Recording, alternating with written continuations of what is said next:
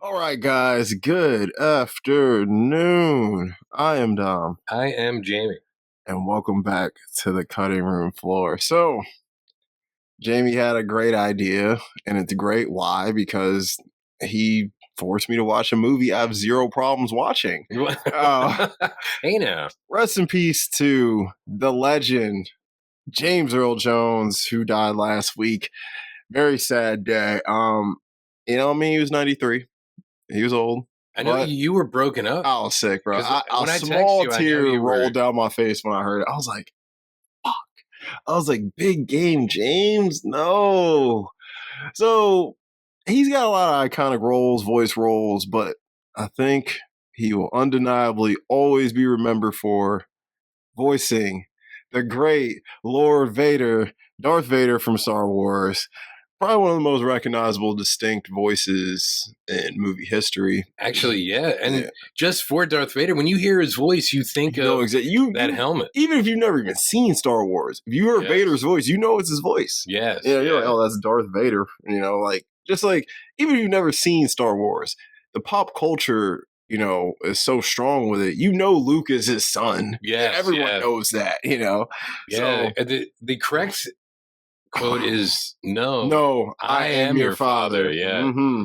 And that's Yeah. always been like a movie trivia question. Like, what does Vader say to Luke when he? Yeah. Like, people will be like, oh. People always mess it up. Yeah. It's that Mandela A lot of people effect think it's thing. Luke, I am your father. Yeah. It's not. So Because he's talking to Luke, so why would you say Luke? There's no one else you don't need there. to address him again. He's not like air. Yeah. The air, because we're in the ventilation shaft. I'm your father, Aaron. Yeah. No. So yeah. All right. So I could gush about this movie all day long. I want to keep you guys all day. Jamie has some things to do. So we're going to not make this forever. So Empire Strikes Back. Again, some stats, all right? Yeah, so, yeah.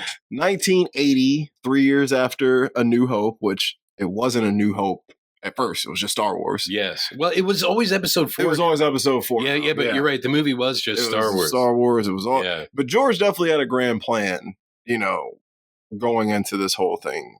He knew it was probably going to be more than one. But if it was only one, it ends on a good one-off note. Yeah. You know what? Yeah, you're right, because they're celebrating. They're celebrating. Yeah. You beat the bad guy. So, yeah. But we turn that shit on its head. Oh my God. Empire is one of the darkest blockbusters of all time. I think so, because is it where they introduced the is it like the Imperial Death March or something? Yeah. It's like the first time Imperial March is when you first hear it. And then it becomes like the Star Wars thing. Yes, like when you hear dun dun dun dun dun dun dun dun, you know what it is. That's, if anything, you'll call it Darth Vader's theme music. Yeah, basically, yeah. Dun, dun, dun, dun. Listen, I must confess, there's been times I've been at the gym and put the fucking Star Wars scores on. Look, John Williams, bro, he's a beast. Yeah. So, 1980, directed by Irving Kershner, which a lot of people don't know directed this movie. It's definitely his biggest film he's ever done. I don't know. He did Never Say Never Again. Yeah. He also did RoboCop 2. Huge. Yeah. And I know he's done other stuff also, but those are the other sequels that I know he's done. Empire's the one, though. Yeah. But I know a lot of people, there's a misconception. A lot of people think George Lucas directed all 3, which he might as well have, because that motherfucker was right over the dude's shoulder. Bro. I'm sure, but it might have been easier for him to not. Wait he's like, for him to have more creative control on this crap. Let me look at the VFX and stuff like that. And Lawrence Kasdan co-writing it makes it a better film. Yes. Like, no offense to A New Hope, but. No, he even said, he was like, I needed that extra hand there, bro, because he was like, I was struggling with it, which anyone would. Yeah. To try and build off what A New Hope did, fuck that. And being friends with Francis Ford Coppola, that helps. Is Godfather 2 better than The Godfather? Yes. So, your intention would probably be to make a better sequel. Yeah. Like Superman 2 being better than Superman. That's debatable. Well, the Richard Donner cut. Yes. Being comparable. They're both fire, but yeah. There is a fucking magic to Superman the movie that's just, honestly, love Gene Hackman. That's all. I love Hackman, but no, seriously, there's a magic to Superman the movie there's this atmospheric magic to it that's only can be like only a few movies have captured. Like I would say The Empire Strikes Back is one of them. Oh yeah. Um, And they're all from that era. yeah, like where they were experimenting with like new technology Yeah. and showing different things. I would say, as much as I don't love this movie, I would say E.T. captures that atmospheric magic that like Superman the movie has. What don't you love about E.T.? That weird gray ass alien that With his like super long with his proctologist finger that lights up and it's like the boring ass story. But the adventure like aspect of it is great. I love the influence of E.T. is all over. I know. Look at Stranger Things, right? Yeah, Kids like, on bikes. Stranger Things, Goonies, Never Ending Story, Labyrinth. All those movies was watching E.T. Yeah, but they all are better. In my opinion. In my opinion. I know I respect E.T. It is not a bad movie. But for me, if I'm watching a Spielberg film, that'll be like 10th on the list. You'd rather watch Close Encounters. I would much rather watch. I mean, this means something. Yeah. Close Encounters is incredible. Makes one play mashed potatoes. Yeah, it does.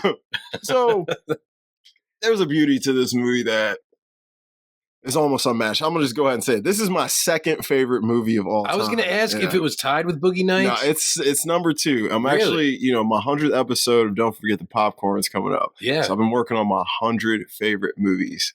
And Empire is at 2 and Boogie Nights is at 1. Wow. So Spoiler. Yeah. But it's not really a spoiler because I've said this many times. Yeah. If anyone's ever heard you talk me talk about movies, you will know probably what now it's the other 98. That's what's going to be the surprise. Question. Yeah. So I won't tell you guys those. Yeah.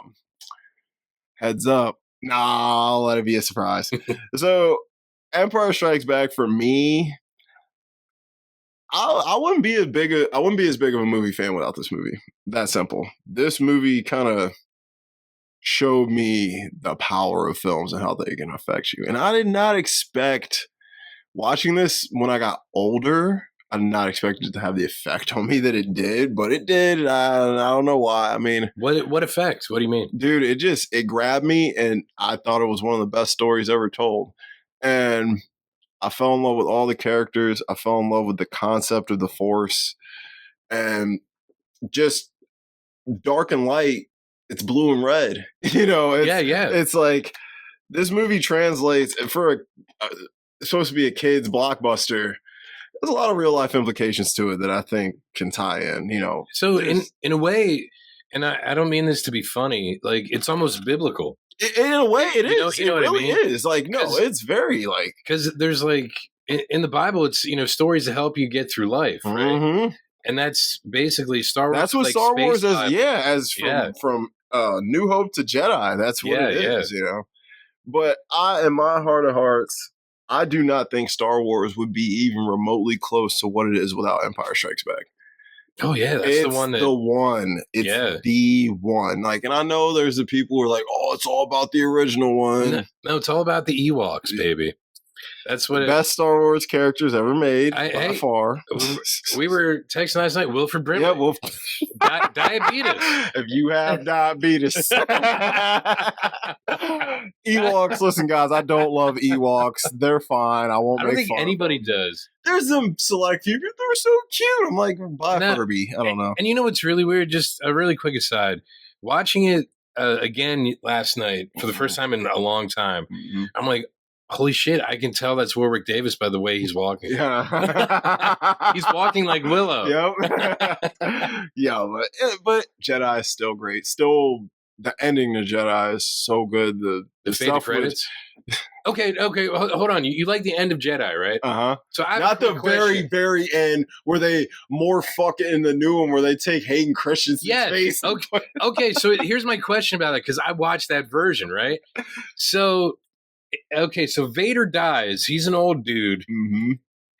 His ghost is then the Hayden Christensen version of Anakin, whereas originally it was the old Anakin. It was old Anakin. Because I remember that version. Yep, me too. So why the fuck isn't it Ewan McGregor as Kenobi? Right? You should have updated. Yep. I was like, you should have updated both of them. Yes. But I know they feel like it'd be extremely disrespectful to Sir Alec Guinness if they did. It would be, but also maybe it's because they their Jedi ghost is like from the last time they were a Jedi. Yeah. Yeah. Which would Yes. make sense, Yeah. actually. That if George Lucas ever gets asked that question, which I'm sure he has, Yeah. I hope that was his answer. Yeah. I don't know, but that I was thinking about it like, so why isn't Ewan McGregor there? Yep. You know? He was probably, what the fuck? Yeah. So, like, Hayden Christensen, everyone they feel a way about Hayden or whatever. I think he was fine, looking back on it.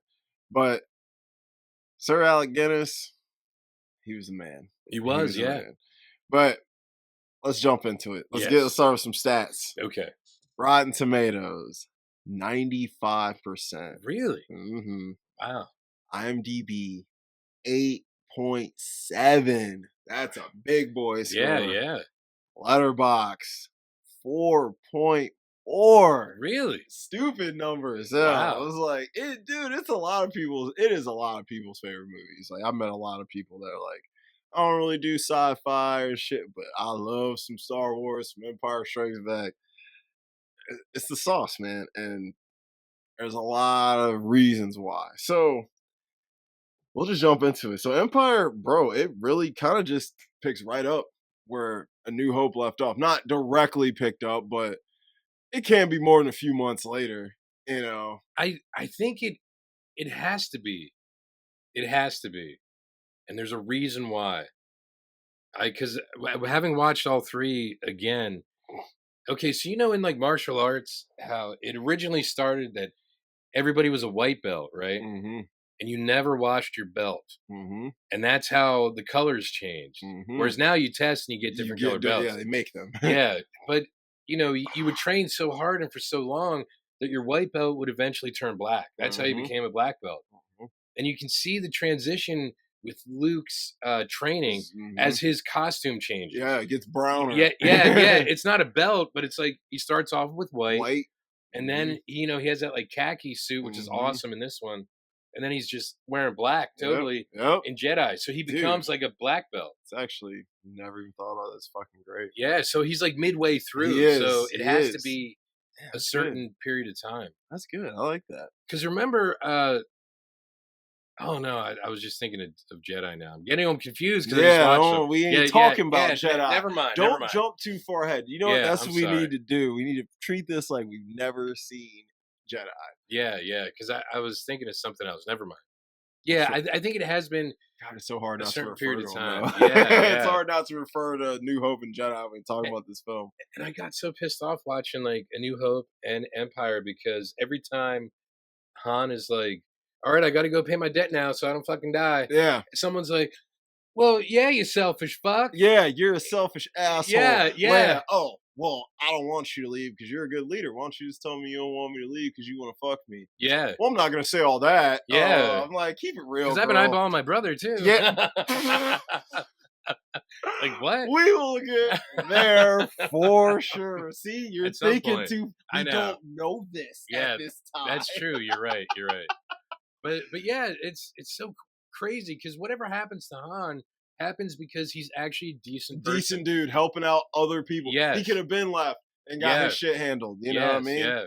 Because Obi-Wan owed him some bread. He did. Yeah, he did. You're right. He ain't never get paid for that. Yeah, no, not at all. Like, wow. So we start off on the icy cold Hoth planet. Yeah. And Hoth is nowhere you want to be, essentially Antarctica.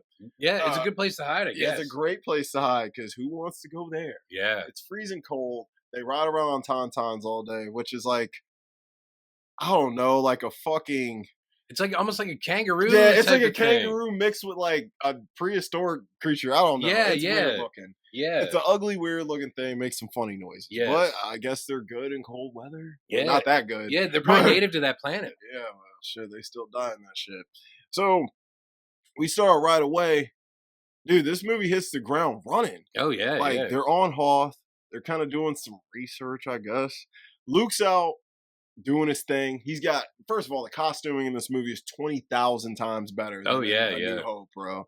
Like, Luke's got this fresh, like, it's like a military style, like I don't know, like, felt like a Desert Storm type of uniform. Yeah, but yeah. for the cold, it was dope. And he's You know got what? It cool could have been like binocular. Arctic camouflage. I Yeah, it never was like thought Arctic about it. camo. That's what it was like. Yeah, It felt yeah. military style, but he looks Yeah. badass.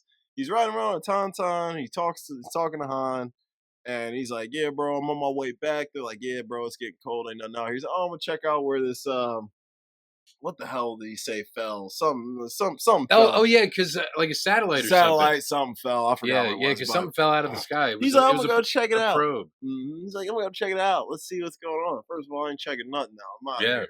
But we all know what that probe was. Yes, You know what I'm yes. saying? So Yeah, because each film starts off with like the huge Star Destroyers. Yep, the Star Destroyers. And first, one thing, major upgrades all of his film. Vader looks 30 times better in this. Dude, in the first one, you can see the smudge marks on his goggles, bro. I'm like, dude, who ain't clean his face? I'm like, You got to stop watching it in HD. yeah, right. I didn't give about VHSs. Yeah. back, Let me bro. break out the VHS Yeah, I'm like, copy. watch You'll the be like, VHSs. you'll be like, wow, he looks He great. looks great. I'm like, like you said, I watched this shit in high definition. I'm like, bro, I can see his eyeballs, and I see the smudges where dudes weren't wearing latex gloves, putting his damn helmet on them.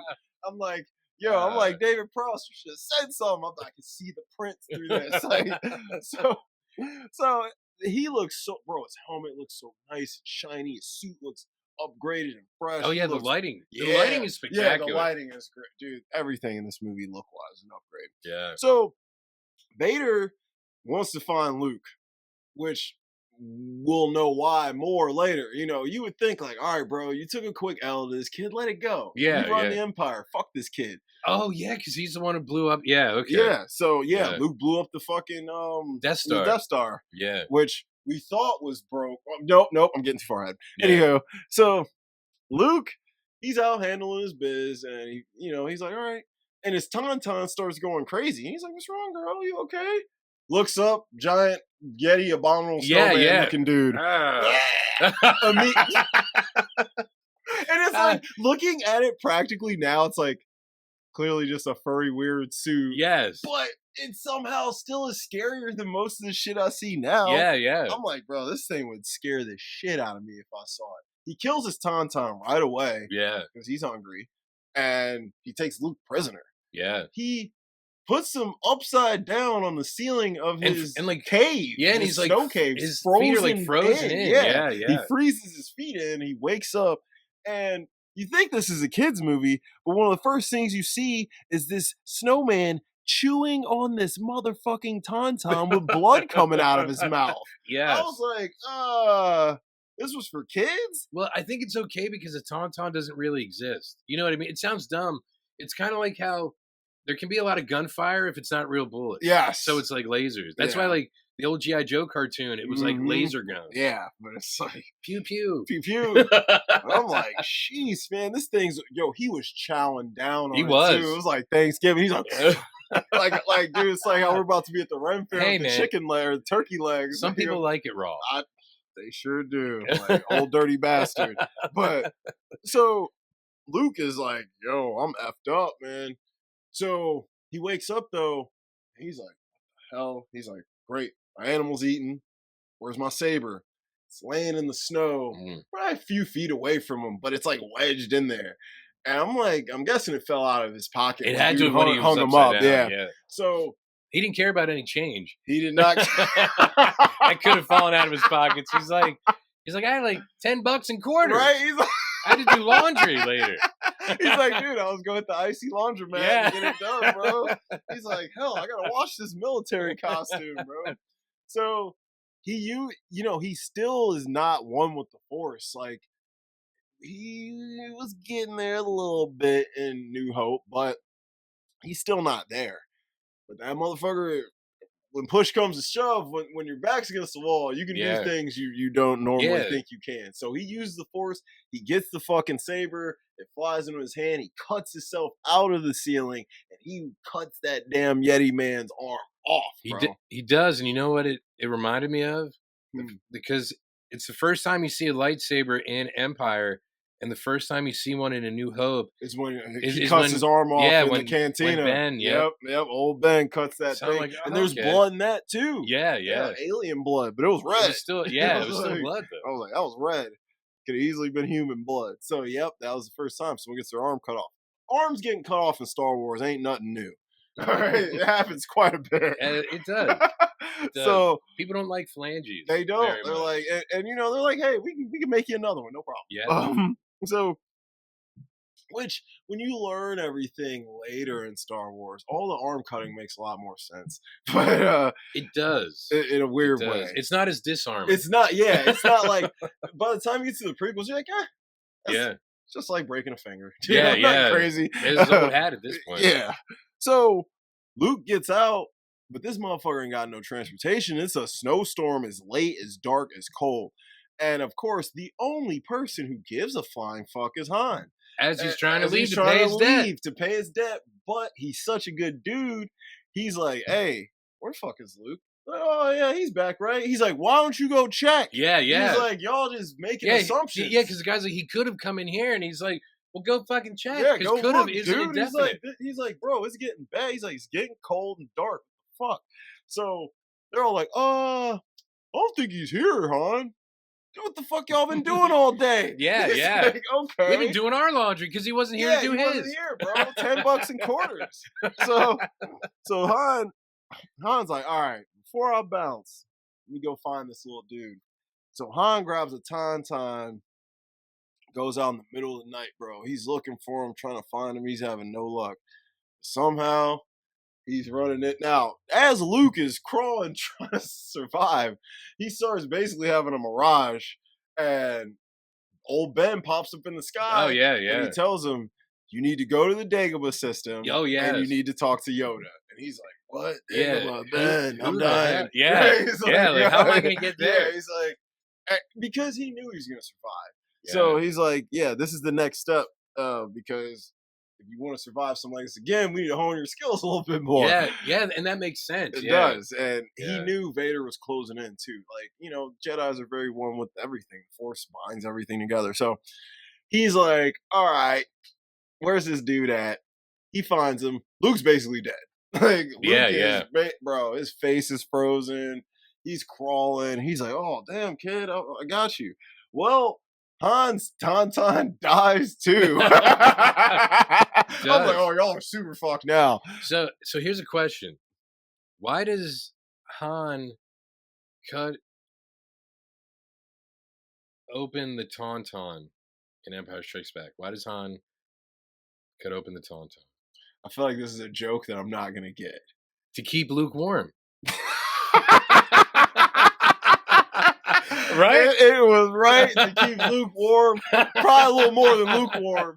The insides, and I thought they smelled bad On the on outside. the outside. But you see Han using a lightsaber. Yes, Han uses a lightsaber, which when I was younger, I always thought like maybe Han's force sensitive too. I don't know. That was just Because always if it's a like fantasy. a Mjolnir thing or Meow Meow from the first Thor movie, you know, you have to be worthy. You to gotta use be it, worthy right? to pick up the hammer, Yeah, man. yeah. So that's what I So- was like, dude, is Han gonna maybe he got a little force sensitivity in him? But I'm glad he didn't. It would have just made him too cool. Well, that could have been a good pickup line for Leia. Do you have a little bit of force sensitivity in you? Would want you like some? to? Yeah, would you like some? It's very sensitive down there. Beware of the force. So, That's when you don't want to use that's the when force. you don't want to use the Yeah, force. because you might get arrested. Yeah. The force will come get you then. Yes. So these dudes, this and one of the like, dude, watching this first time, I was like, I don't know, 8 or 9. I'm watching this dude cut open, in my eyes, what's an animal, Yeah. and shove a dude inside of it. Yeah. I was like, what the hell? Yeah. I'm like, this is nutty. Like, Yeah. that wasn't in no blockbusters back in the 80s. No, no. So But it's like survive. it It's showing is. you how to survive. That's what I was like, this movie's very well written. PG? But puts God, him is in it there. PG? Yeah. Wow. It's 1980. Yeah. But it would definitely be a 13er now. Yeah. But, so he puts him in there, and the goal is to keep Luke warm so this motherfucker doesn't die of hypothermia. So he's in this tauntaun. Han sets up camp, which I don't know how he stayed warm and all this shit. Yeah, I don't know. I'm like, he had that awesome like blue. He like, did heavy have the coat, blue though. heavy coat with the fur on the Yeah, hood, bro. yeah. He was looking fly. Han's gear in this Yeah. was definitely It's probably an Tauntaun upgrade. fur. It probably is. I Yeah, hope yeah. so. Wait, did they have fur? They're kind of scaly looking. I thought they had a little bit of fur. Maybe they did. They're so ugly. They are. They're gross. Ah, They're gross. could have been a Yeti fur. That's probably feeling real good. Matter Yeah. of fact, I'm like, Luke, where that thing at? Yeah, yeah, we'll cut him open. joint. Yeah, I'm about to go skin that joint.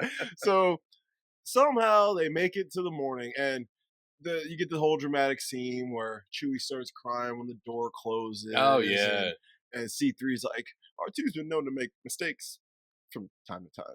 Oh Oh. dear, oh dear, oh dear. Yeah, because C-3PO is always like, well, the odds of survival Yeah, are. never tell me the odds. Yeah, never tell me the odds. I'm yeah. like, C3, shut the fuck up. Seriously, Yeah, when they yeah. all tell him to shut up, I'm like, thank you, bro. I love Yeah. how even the writing knew C3 is annoying. Yeah. But so morning comes and like, of course, they send out Rogue 2.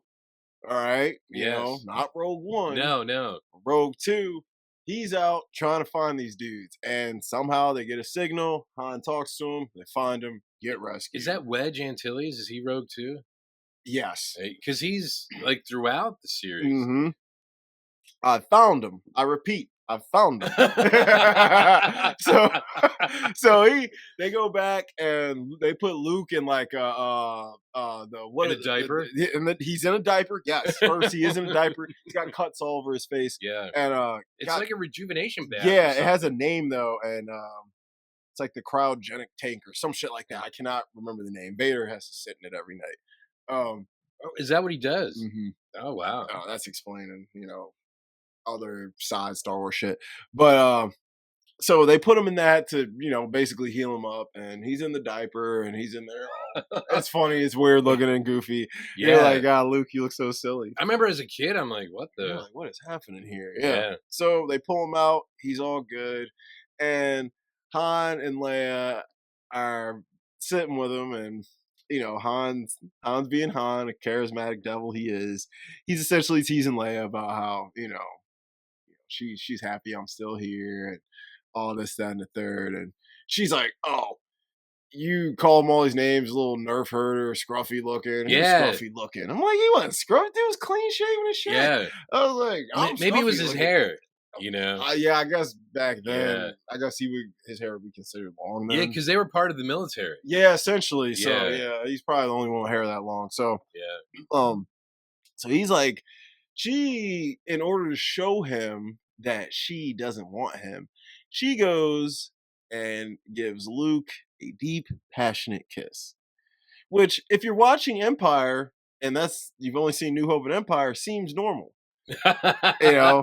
But we'll talk about this But you later. watch Back to the Future. That was some interesting music, Marty. Yeah. Yeah, that's even worse. This is mom. Yeah. So Luke's feeling good. He puts his hands behind his head. He's like, shit, I'm the man out here. What's good? And Han gets a little jealous, but Han's not stupid. He knows. He's like, this bitch is doing this to make me jealous, but it ain't. I ain't jealous. No, Luke. This kid's 5'6". Yeah. So Wow. So Luke is he's healing up, and he heals up pretty damn quick. And now Vader knows where they at.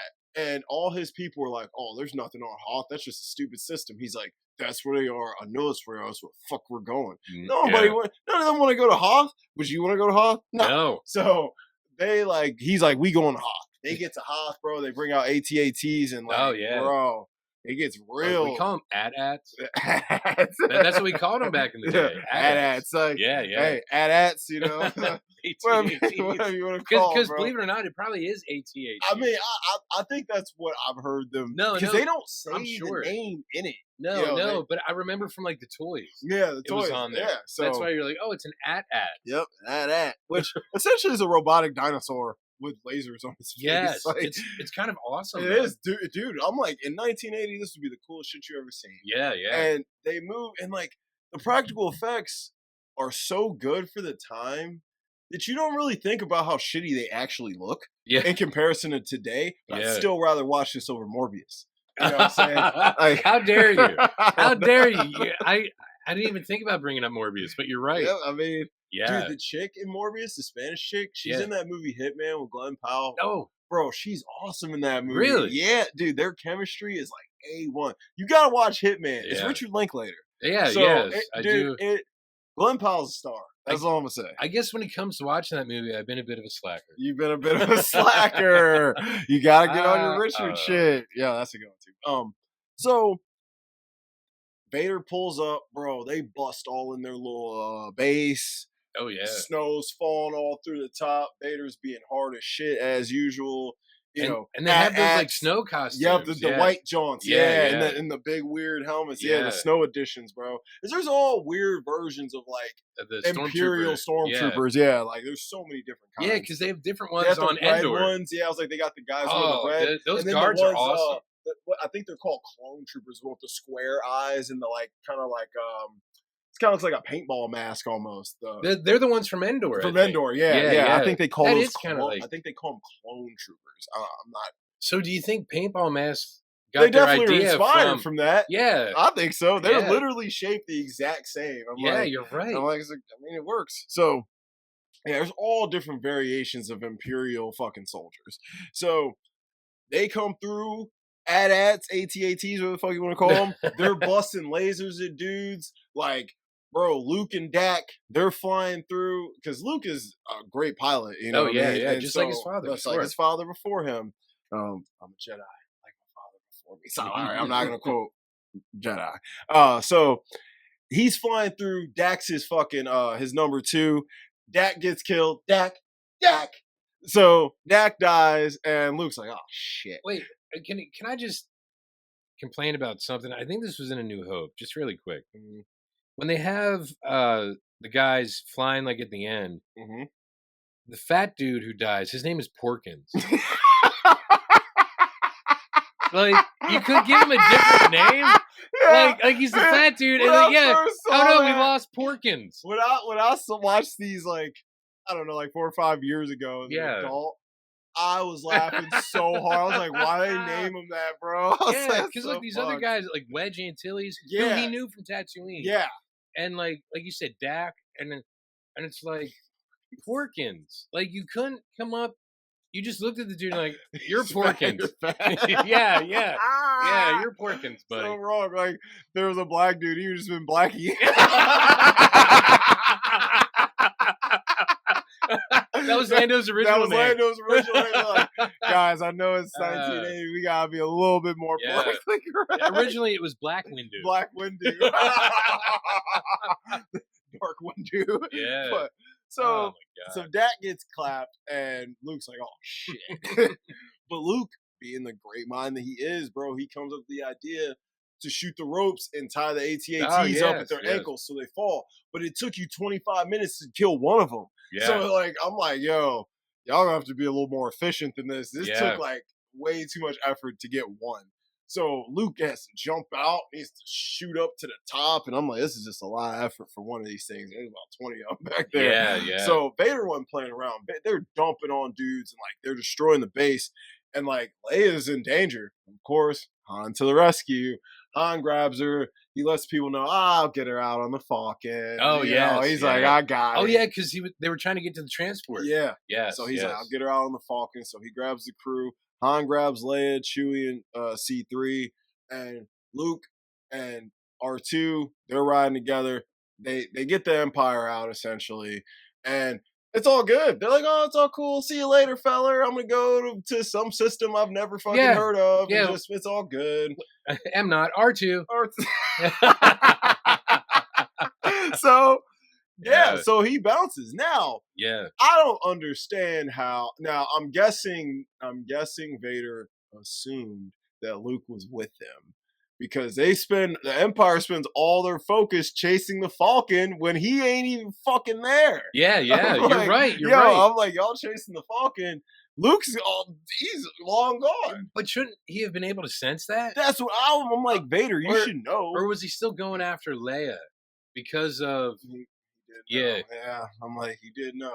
Because I don't think he didn't know what we now know in hindsight, but Yeah. still from the first one, he was gonna kill her anyway. He was gonna kill her. Yeah. So maybe he was like, you know what? I'm gonna just let his ass come to me instead of chasing him. Yeah, He's yeah, like, it'll be 'cause- way easier to catch these mortal types. Yeah. Instead, because He had a plan for killing her, Yeah. and he said it in A New Hope. It was like, I'll kill her, and then the Senate, blah blah blah. Yeah, I forget yeah. exactly what it was. He must have been going for Leia this whole Yeah, time. He's yeah. like, I just want this bitch in captivity. Yeah, Because she was in destroyed her jail the planet whole first anyway. movie. Yeah, I'm like, bro, yeah, you just stored because she was from Alderaan. Alderaan. There we go. Yeah, yeah. Princess Leia of Alderaan. And she's like the figurehead of the Rebel Yeah, Alliance. So yeah. it's like if he would get her, yeah, you do kind of take out. That's a yeah, killing a fat chunk. You know what I mean? yeah, Like, yeah. So Or a Porkins. so the Empire, bro, they're on the Imperial Destroyer and they're like chasing Han, Leia, and C3 and Chewie crazy. Like, bro, they're flying all through. You gotta fly through asteroid fields and all this shit. Yeah. And meanwhile, my man Luke literally he had the option to fly on cruise control. Yeah, he did. R2 literally said, yeah, put it on cruise like, control. no, I'm good. Like, keep it on manual for a while. Yeah. Why? Shit. I just like to feel the stick in my hand. Okay, I got you, Luke. Yeah.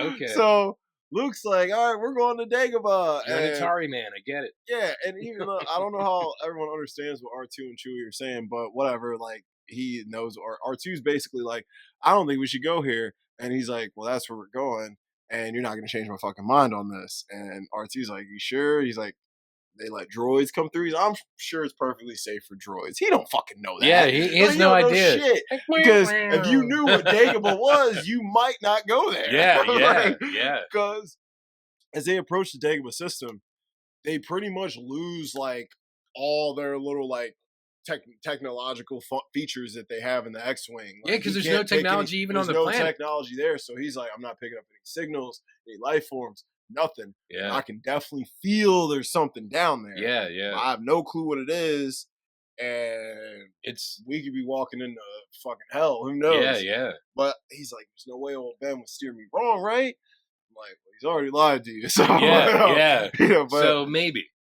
He listen, Jedis are a flawed community. Yeah, okay, they are. What is it, midichlorians? Yeah, is that what it is? Yeah, they're not great. They have their intentions are well. Most of the time. What do they say? The road to hell is paved with good intentions. Yeah, you're correct. You're right, man. Like what do they say? You die a hero or live long enough to see yourself become the villain. Yeah, yeah. That was from The Dark Knight, right? I mean, shit, I've been hearing that one forever. I'm sure he does use it in The Dark Knight, but he does. But I mean, I feel like that's an old phrase. I don't know. I've heard it in music, all kinds of shit. But anywho, so they get to Dagobah and they crash in hard. Like, it's like a big swampy. It's a swamp. It's a jungle swamp. And like when they first get in, they're flying through trees. It's foggy and misty. Yeah. There's nothing around. It's gross. It's slimy. They crash land the X-wing into the water. They get out the water. R2's dumbass falls in and gets eaten by a giant. You don't even see him. You see his back. It looks like a damn like Godzilla or something was in there, bro. Yeah, and then he spits him out, Spits him out because he's metal. Yeah, he's like, I don't want to eat this shit. Yeah. So, and I just love when R2 screams because he's very robotic, but he's a human scream. Yeah. He's like, ah! and I think it's in this film. When I just have to go further a little bit because we're talking about like robots with emotions. Yes. At the one scene, aren't they like torturing a little boxy robot by like putting like something hot on its feet, and it's like no. Yeah. Robots got feelings, and I'm like, how are you feeling that you're a robot? Because I think it might be like, I know you're fucking me up though, yeah. so please don't. But how can it be psychological if it's a robot? I don't know, man. These droids clearly are more than droids. These aren't the true droids you're looking for. And how are you non-binary if you're all about ones and zeros? That's how you're programmed. How are you non-binary, C-3PO? Anyway. Oh, dear. But, so he's in Dagobah, and he's like, bro, I think we made a mistake, bro. Yeah, it's like, he's like, but he does sense, he's like, God, the feelings here. Saying like, I can feel it. He's like, definitely not in Kansas no more, fella. He's like, shit, I'd rather go to Tatooine's hot ass. Yeah, yeah. And, he's looking around and he's like, God, I got the feeling we're being watched. He turns around And who do we see? We see the offspring of Miss Piggy and Kermit the Frog. Yes, Frank Oz. We got Frank Oz probably giving his best puppeteering performance of all time. Honestly, That yes. is his best puppeteering. Yeah, I would have performance to of all agree. time. Absolutely. Especially like when he's on Luke's back when they were training and running, dude. Oh, I'm like, yeah, God, yeah. it really looks like this little thing is holding on to this guy. I'm like, it's insane. The Yeah. puppeteering with Yoda in this movie, 10 out of 10, 11 out of 10, A+. Like, Yeah. it's incredible. And Frank Oz, the way, as fake as he is, dude, he looks real as shit in some scenes. Yeah, like, some scenes he looks puppet-like. Yeah. Other scenes, I'm like, bro, he looks like really good claymation or something like that. Yeah, and you know it's like practical puppetry. Oh, yeah, this is a real dude with a puppet. I wonder if Jim Henson, you know, if his production house, because it's Frank Oz, and he and Jim Henson were like, Jim Henson had to have something to do with this. yeah.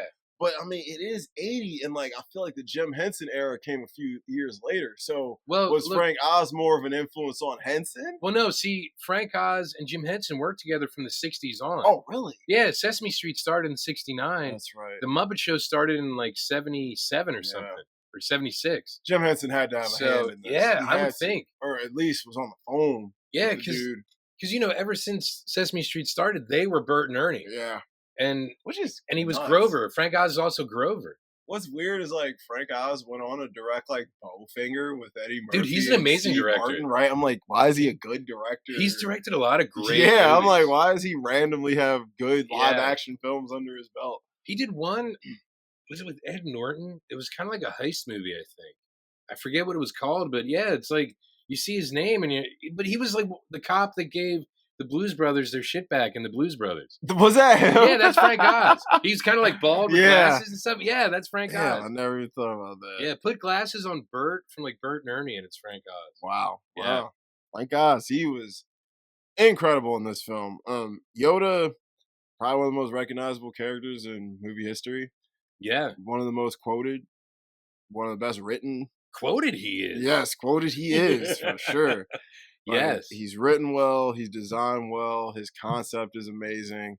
And I love his his vibe in Empire and Jedi because he feels like how I think he should be. Yeah. Like an old wise guy who used to do some dirt, but now he just sits back and teaches. Yeah, yeah. He's the wise, like the ancient one in Doctor Strange. Yes. Only he actually looks ancient. He looks ancient as fuck. Yeah, you get 900 years old. Yeah, right? Real shit. And you can tell he was so sick of dealing with them. No, I'm not going to talk about Jedi. Okay, but I'm sorry. Yo, he's so sick. Like, by Jedi, he is so over life. Like, yeah, he is. So over life is. Like, you should not live this long. He's like, oh, I'm sick of these motherfuckers, bro. Like, literally, that's just how he feels. So, but Yoda still got some life in this. So he turns around. He's like, I feel like we're being watched. Dude points a gun at Yoda. Yeah. A blaster. And Yoda's like, oh, I mean you no harm. Yeah. And he's acting all scared, and we all know Yoda will fuck Luke up in a second. Yeah. But we don't know it at the time. We don't. And Yoda did such a good job of like, I mean, if you're not he's not Count Dooku. He's not Count Dooku, man, that guy. If you're not stupid, you'll obviously figure out that he's Yoda in like probably about 3 or 4 minutes. But, you know, he's like playing it up like he's some just idiot who lives in this swamp. And he's going through all Luke's shit and throwing it around. He's wrestling with R2 and he's fighting over a lamp. And he's like, mine. Yeah, that's where, you know, like the guys from Pixar with those seagulls or whatever. Yeah. You know, they're big Star Wars fans. That's the first thing I thought of. I was like, holy shit. Oh, crazy. Yeah. Everyone, dude, who wasn't influenced by Star Wars that made movies after 1980? Yeah. I mean, Lord, everyone. Yeah, without George Lucas, dude, he changed the game, man. There's a great episode of Legends of Tomorrow where they have to go back in time and save George Lucas because something happens and he doesn't want to make movies. The whole world would be different if George Lucas didn't make movies. I think that's sort of what the episode is about. The whole world would be different. Yeah. Like, I'm not even kidding. It would be weird. Because the world without Star Wars would be weird, especially for me because it's always been around since I was alive. Well, the one character became an archaeologist because he loved Indiana Jones, like in the show. Yeah. And so that's sort of his motivation. Dude, the world would be different without Indy. Yeah, it would be. And another great Harrison Ford performance. Harrison Ford kills it as Indy. Like, I love him as Han. but Indy might be his like defining role. I don't know though, because without Han, he wouldn't, He wouldn't be a be good Indy, yeah. He wouldn't be a But great I also Indy. like Deckard, so Yeah, I yeah, don't know. Hans had or Harrison's had way too many good roles. yeah. But I mean, Fugitive. All right, anywho. So he's Hey, like, wait a second. In the Fugitive, did that guy lose his arm from like Obi-Wan or from Luke? Because he was a one-armed man. One-armed So man. who cut his arm off? Dude, I'm definitely thinking it's Obi. Maybe Vader. I don't know. Vader definitely loves chopping arms. All right. We're definitely not skipping that. That we gotta save that. Yes. So Luke's like, "Yo, look, you're a weird ass dude," and he's like, "Yoda's just being stupid. How do you get so big eating food of this kind?" Yeah. You know what I'm saying? Like he's just being a goofball, and I'm like, he is. And Luke's like, "What is this? What I have to look forward to? This weird little green dude." And it's dirty and gross, and he's like, I'm not looking for your help. I want my lamp back. I'm needed for me to get out of this swamp. Swamp, it's my home. It is. You know what I'm saying? Talking about my house, bro. So he's all insulted, and he's like, basically, why are you here? He's like, you're looking for your friend. I'm not looking for a friend. I'm looking for a Jedi master. He's like, Yoda, you seek Yoda. You know him? Yeah. Take you to him, I will. You know what I'm saying? So at that moment, I would have been like, I think this might be Yoda. Yeah. This might be Yoda. Because there is no one else around at all. Well, that's when you realize, like, Luke isn't as in tune with the Force as he may have thought. No, he's not. No, because he would have been able to. He sensed something. But if he didn't sense the dude that's right next to him, you would feel all that Force energy. Yeah. I read somewhere that Yoda and Vader are the strongest two Force users, and I feel like you would feel if you had the Force. I feel like Yoda's energy would just be shooting all through you. Yeah. But whatever. So he's like, "Look, I gotta find this dude." And he's like, "I'll help you." And he's like, "I don't need your help." He's like, yeah, the fuck you do. He's like, "Trust me." So he's like, "All right, fine, help me out." And they go on a journey. And Luke's probably like supposed to be like 19, 20, 21. He's acting like a fucking 10-year-old. Like, are we there yet? Yeah. He's just badgering Yoda over and over. Bitch. Yes. Yeah. Are we there? Is it going to take long? Is he far? He's like, oh, not far. He is. You know what I'm saying? Like, so Yoda's just trying to probe him to keep him calm. And then like they go Yoda's trying to probe him. Yeah. Aye. And so they get to his house, and Yoda makes dinner, and it looks great. It looks appetizing as fantastic. I love when Luke takes the bite though in his face, bro. He takes a bite, and bro, he has that like I want to spit this shit all out, face, bro. And he immediately puts the spoon back. Yeah. And he's like, "So when we go in there, bro? Because this food is horrible. I can't survive off this shit." Yeah, you're getting kicked off of MasterChef right away. And he's like, and they're having a conversation, and Yoda brings up Luke's father, and he's like, you know my dad. You don't even know who I am. Yeah. And Luke starts bitching, "We're wasting our time." And Yoda's like, I can't deal with this little motherfucker, bro. Yeah. He's like, this dude's annoying as hell. He's like, Obi-Wan, you're wrong. He's like, you're wrong. This guy, he's talking. He's like, he has no patience. He will learn patience. Yes. And he's looking at him. He's like, Yoda. And he's like, took you long enough. Basically.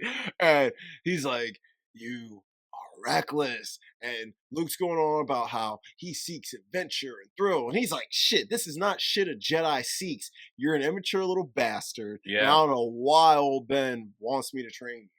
Obviously, old Ben feels for him differently. They spent time together. Yeah, and I think you kind of surmise later, like, why Ben feels the way that he does about Luke, because he failed. He failed earlier in life. He failed early in life, which comes back to bite him in the rear. Yeah. Oh, so he's like, you should have killed me when you had the chance, feller. Yeah, so old Ben, as a Force ghost, is basically trying to convince Yoda, hey, dude, just be patient.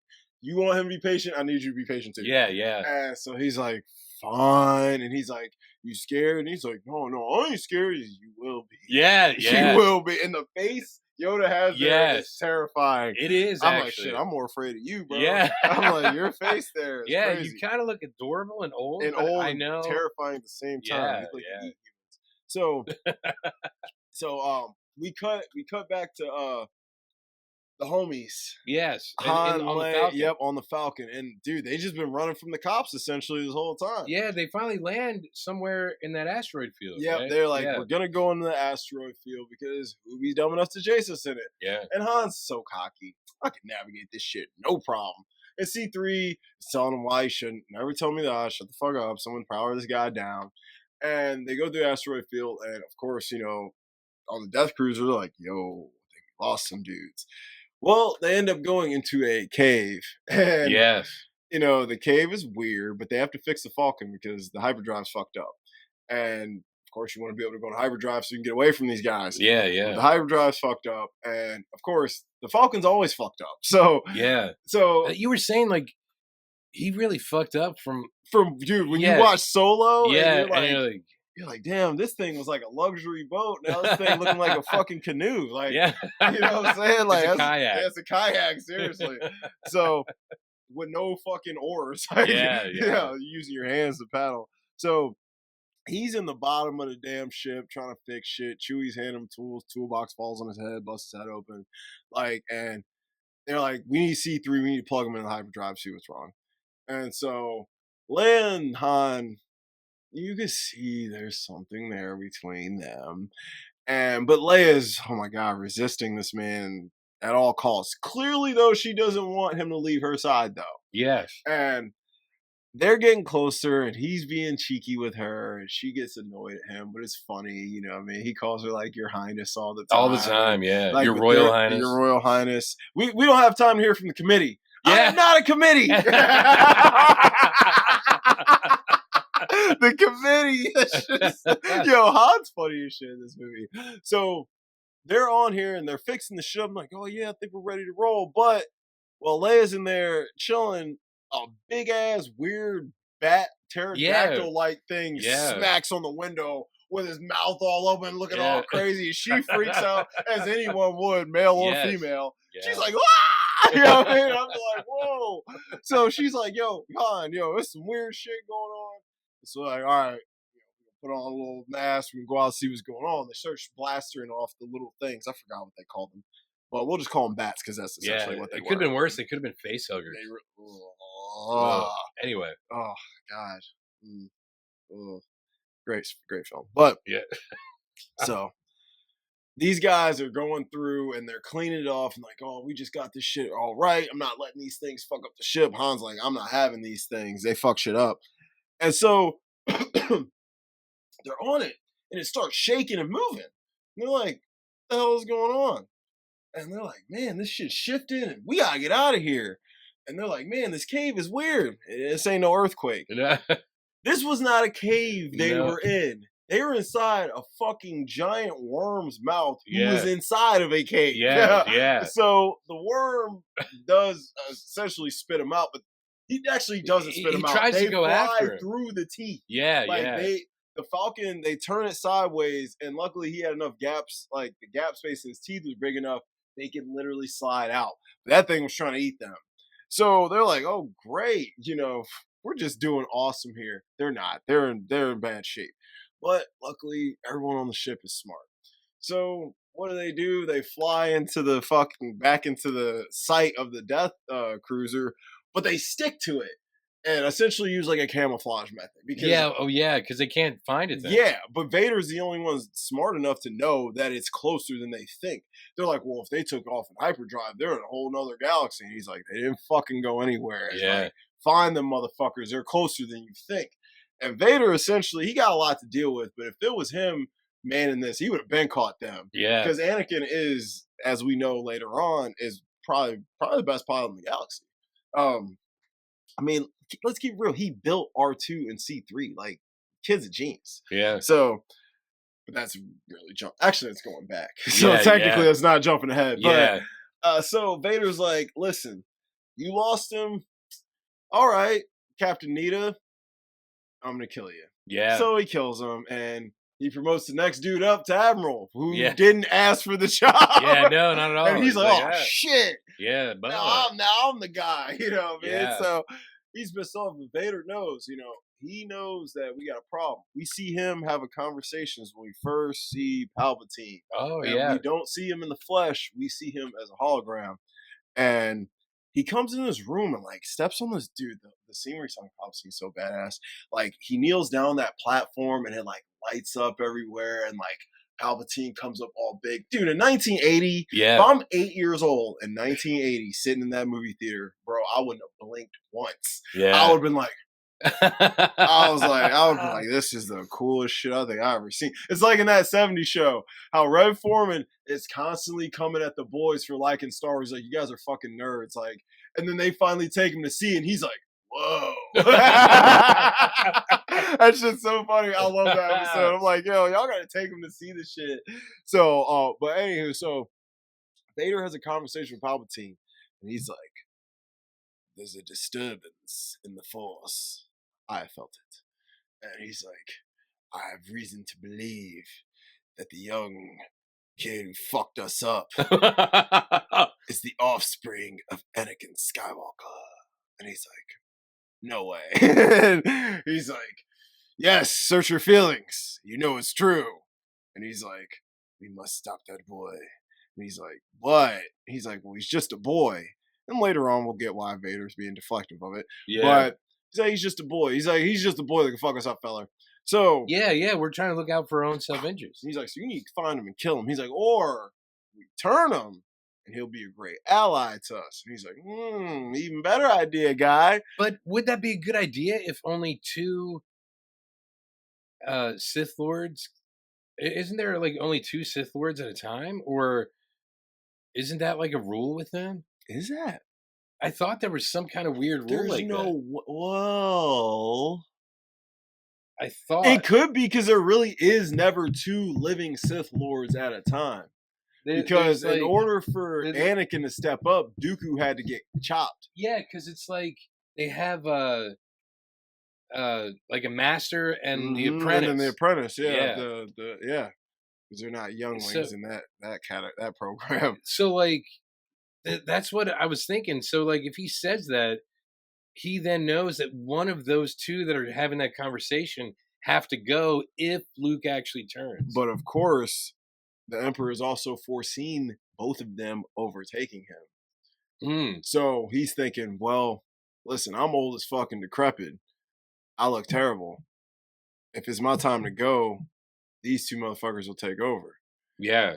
But it's always a constant battle between Vader and Palpatine anyway. It always has been, even when Anakin was young. So that's an unanswerable question, truthfully. Yeah. Anyway, I'm sorry. No, you're good. So he comes through and he's like, listen, I think we should catch him, turn him. Great idea. And we find out later his intentions are probably greater than what we think. So Vader is all pissed off because he ain't found the fucking Falcon yet. And these guys are stuck to this man's ship.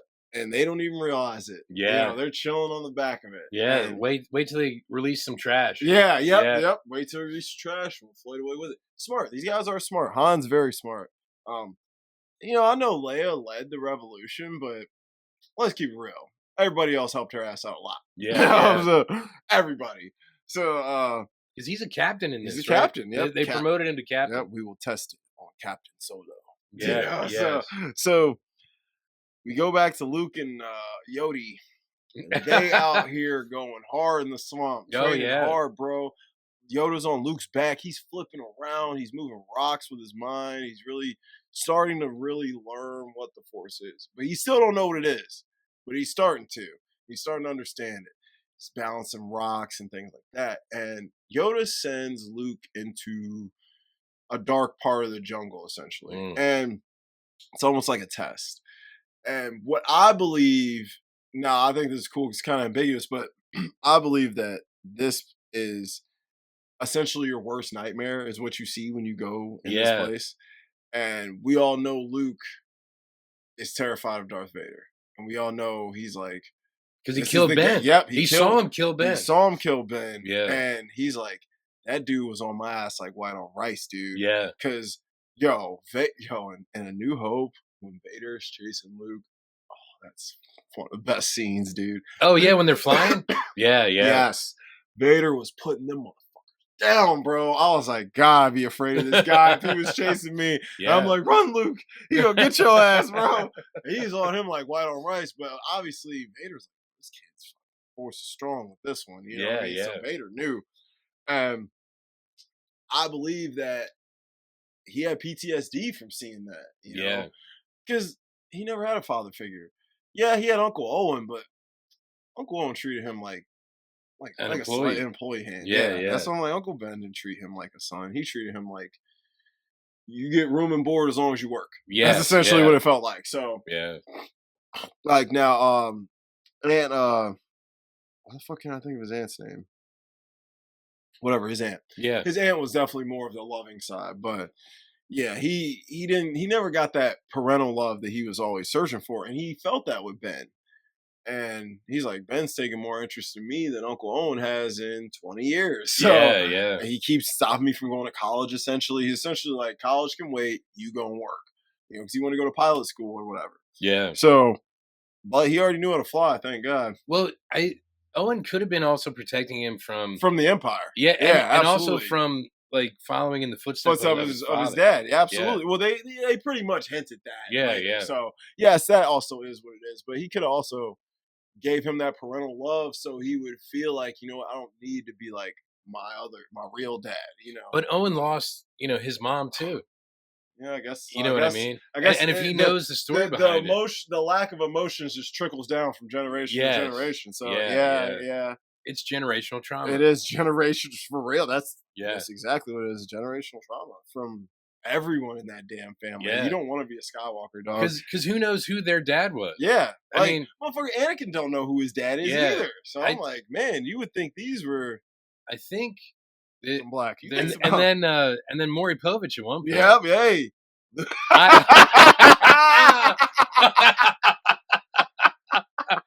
Palpatine's Maury Povich. He pretty much told Vader. He gave him the results. The DNA test. He was like, he opened the results. He said, in the case of 19-year-old Luke Skywalker, Anakin, you.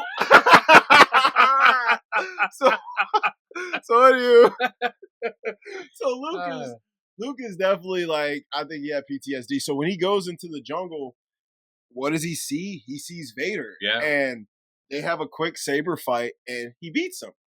And Vader falls over and his mask blows up. And doesn't he like cut off his head? He cuts off his head. Yeah. Well, he chops the front of it off and he falls over and it busts open and it's his face inside. Yeah. He sees himself. And it's like, obviously it's a metaphor. Like, if you don't do what you got to do, you're doomed. This is your fate. Yeah, you're gonna fall right into this guy's footsteps. And I know he's wondering, like, why am I so connected to this dude? You know what I mean? Yeah. I feel like I would have been asking questions. I would have been like, Ben, do me and Vader have something to do with each other? Yeah. You know what I'm saying? I'm like, this is a really weird feeling. So because I know German for father is Vater, and that's kind of close to Vader. Kind of. It's like, what? So Luke, he comes out. Yoda told him, he's like, where you're going, your weapons, you won't need them. They won't be any use to you. And he didn't listen. He took them in anyways. So he comes out and he's basically like, yo, Yoda, that was fucked up. You know? Yeah. I'm a little freaked out. And Yoda kind of, assures him like, you do what you got to do. You won't have to suffer this fate. You can be a lot greater than all of us. Because let's keep it real. If Luke would have went to the dark side, bro, he would have been a fucking problem. Yeah, he would have been an issue. Yes. The galaxy would be at woo, because that's essentially Anakin if he would have never got cut down. Yeah, it would have been bad. Yeah. Bad news. So Yoda's teaching him lessons, and he's trying to get him to understand the importance of the Force. They're moving stones with their minds in the Force, and he's got them upside down. He's balancing. He's telling them to concentrate, things like that. And so he gives him, his X-Wing's been in the fucking mud. It's been sticking out the water. Yeah, for how long? Dude, he's had to have been there for at least... It's had to be at least a week, man. If not longer. I feel like it should have been like a month, yeah, because you need more time to get the level of training. That's I'm like, because he started essentially at zero. Zero. Yeah. Yeah. I'm like, he could use it just enough to move shit a little bit. Yeah. In to get his lightsaber when he needed it. Yeah. I'm like, in a pinch. It's like that adrenaline push. Yes. I'm like, that was in a pinch. So he really was starting at zero. So that's when I'm like, but how the fuck long could they have been on the Falcon just cruising around? You know what I mean? So it's like, well, that's the weird thing. Sometimes I think shows time and space is going to move differently. Yeah, it will, because it depends on like if you're near gravity on a planet and all that stuff. So yeah, it's a whole scientific thing behind that. But I won't nerd out. Yeah, I'm like, well, we'll keep it fun. Yeah, So Yoda's like, listen, bro, there's a lot of shit you need to understand. His X-Wing starts sinking into the fucking swamp. And he's like, oh, shit, no, I'm never going to get out. He's like, God, it's always what you can't do with you, bro. Yeah. He's like, you ever think about what you can do? And he's like, dude, moving rocks is one thing, but this thing? And he's like, it's no different, bro. It's only different in your mind. He's like, you must unlearn what you have learned. Everything you've learned up to this point, I'm going to teach you the total opposite of that. Because the Force and us Force-sensitive people, we are different than other people. So Yoda, and it's my favorite Yoda scene in the movie. Yoda closes his eyes. He sticks out his like 3 or 4 little fingers, however many he got. Yeah. And Yoda pulls that big ass X-Wing out the fucking water and he springs it over. And dude, the way they shot that is so badass. And the score is so badass, dude. It's just a fantasy sci-fi nerd's wet dream. And it is. If you like fantasy and sci-fi, you will cream watching this for the first time, bro. Yeah. Like, even like, because like as an adult when I watch it, I'm literally like, this is fucking I'm like, this is insanity, man. I'm like, this is 1980. I'm like, this shit is so good. And Yoda's he gives him this beautiful speech about the Force and how its energy binds us together, it completes us. It's almost like, you know, the theories about how energy is never destroyed, you know, it just transfers. So Yoda's hitting them with a science lesson, a life lesson, a Force, everything all at once. Honestly, and the greatest lesson of all, I think that Yoda says is, you know, do or do not. Do or do not. There is no try. There's none, you know, and it's great. I heard I was at work and this guy came in and he had his daughter with him and I heard him. She was talking about something she couldn't do, and he said that to her, and I was like, "Empire Strikes Back," and his head flipped around, and he's like, "You know that movie?" I'm like, "Yeah," and he's like, "Oh my god!" He's like, "I didn't know young people still watch Star Wars." I'm like, "I'm not that young for one. I'm like, I'm 30 plus for one, and 2, fuck yeah, young people still watching Star Wars, bro." He's like, "Well, see, you're a millennial. How old was this dude?" This dude was a Gen Xer. Oh, okay, yeah, he was probably 50. Okay, maybe 47. I'd say between 45 and 50. Hey, that's not a bad age to be. No, it's a great age. I think Gen X is the coolest gen, in my opinion. From Boomers down to Z, I think Gen X is the coolest one. You guys are the best era. You guys are the best movies, the best music. You guys were in the best technological era where it wasn't advancing too quickly, but it was advancing enough to put. Anyways, Gen X is where it's at. So he was like, "Dude, I just can't believe you know that." I'm like, "Why?" I'm like, "We're talking about one of the most beloved fucking pieces of media ever made." Yeah. Dude, he's like, "I'm a teacher and I throw out Wars quotes all the time. And these kids look at me like I'm crazy." I'm like, "Oh, kids suck these days, bro. I'm sorry." Then what can I tell you? Yoda also says something when Luke says, "I want to be a great warrior." He said, "Wars do not make one great." Yes. What a great quote. That quote. Yo, I'm watching it. I've seen this movie a fucking million times. Watched it last night. Every time he says it, that's a line. I'm like, every time he says it, I'm like, that's a line. That's a bar, man. I'm like, he would know. He would know because he's been to war a lot. Yeah. You know, he's 900 plus. You know what I'm saying? Yeah. I'm like, yo, it's old as shit. I mean, he hit his stride when he was probably, what, 200? 200, 300? Yeah, I was like 300 years old was prime Yoda age. So, I mean, look at Grogu. Grogu's still considered a baby. He's 50 years old. That's like, you're older than fucking Din Djarin, bro. Like, yeah. So, you know, he's hitting Luke with all this, and Luke is just, his mind is just being blown the fuck up, dude. And he's like, I don't know what's going on. And Yoda's basically teaching him, like, dude, this is why you fail, because you have failure all in your mind. You never think you can do something. You don't believe in yourself. And like, you have to be a confident man to be a Jedi. And he's trying to instill this in him, and Luke's just not getting it. So meanwhile, our homies, they get out in the trash, like we said. They run out. Yeah. And they think they can escape Vader. They're like, oh, we're good. He's like, oh, look, the Lando system. She's like, Lando system? She's like, what's the Lando system? Lando's not a system. He's a man. He's like, yo, I know him. He's like, he's this dope hood dude that I met playing cards back in the day. Yeah, we were sipping Colt 45s. Yeah, he says something like he's a card something. He's card player, thief, scoundrel. You'll love him. Yes, that's what it is. Yeah. So he's like, so she's looking like basically he's you. Like, yeah, he's me. You know, a little bit smoother, you know, and a little darker, but he's me. Yeah, he's got a little melanin. But so they're like, yo, he's like, yo, we're gonna go over there. Might be able to fix the Falcon real quick. Holler my boy. And Chewie's like, bro, Chewie says some Chewie shit. And he's like, Chewie says some Chewie shit. That's probably what the script said, right? That's great screen direction. Chewie says some Chewie shit. You know? Insert Chewie noises. Yeah. And he's like, well, it was a long time ago, pal. I think you might have forgot about that. Yeah. And I'm like, and Leia's weary of this for good reason. Because she's like, how good of friends are you with this guy? Because he's like, yeah, me and Lando, we go way back. And he's like, but it seems like you guys stopped talking for a fucking reason. So yeah. Wow, like how tight are y'all? So they pull up to the coolest set design piece of the 80s, probably. Cloud fucking City. Yeah, Bespin. Dude. Yeah. It's so sick. Like, I just can't even describe to you how dope Cloud City is if you've never seen it.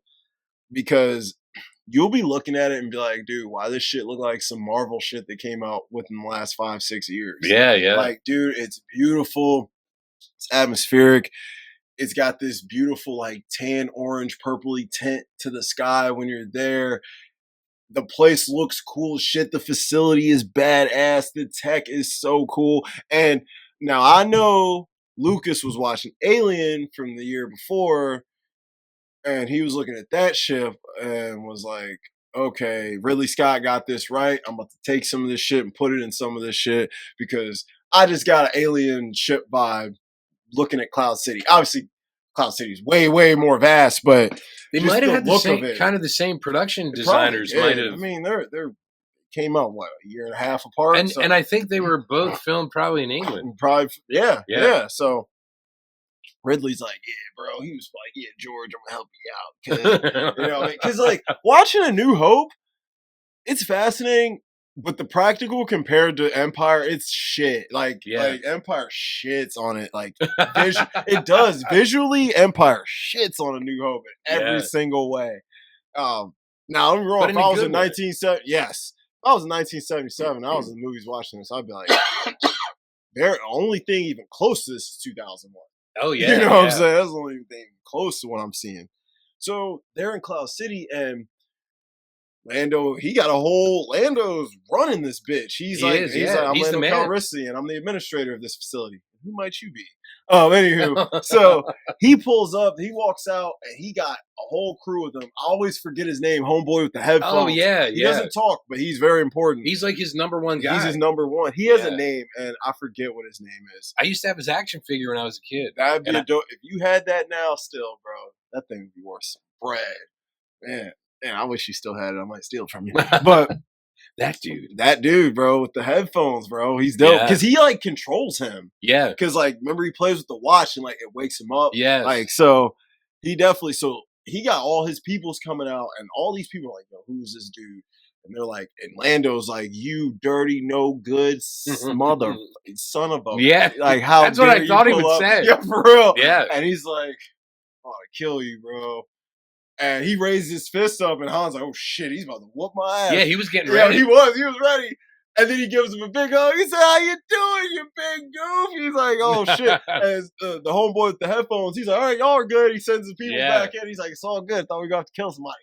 And he's like, "Yo," he hollers at Chewbacca. He's like, "What's good, Chewbacca? You still hanging with this motherfucker?" "Yeah, you know how we do. I'm still hanging with this motherfucker, bro." Well, Chewbacca said some Chewbacca shit. Yeah, he said some Chewbacca. He's like, "How you doing, Chewbacca?" He's like,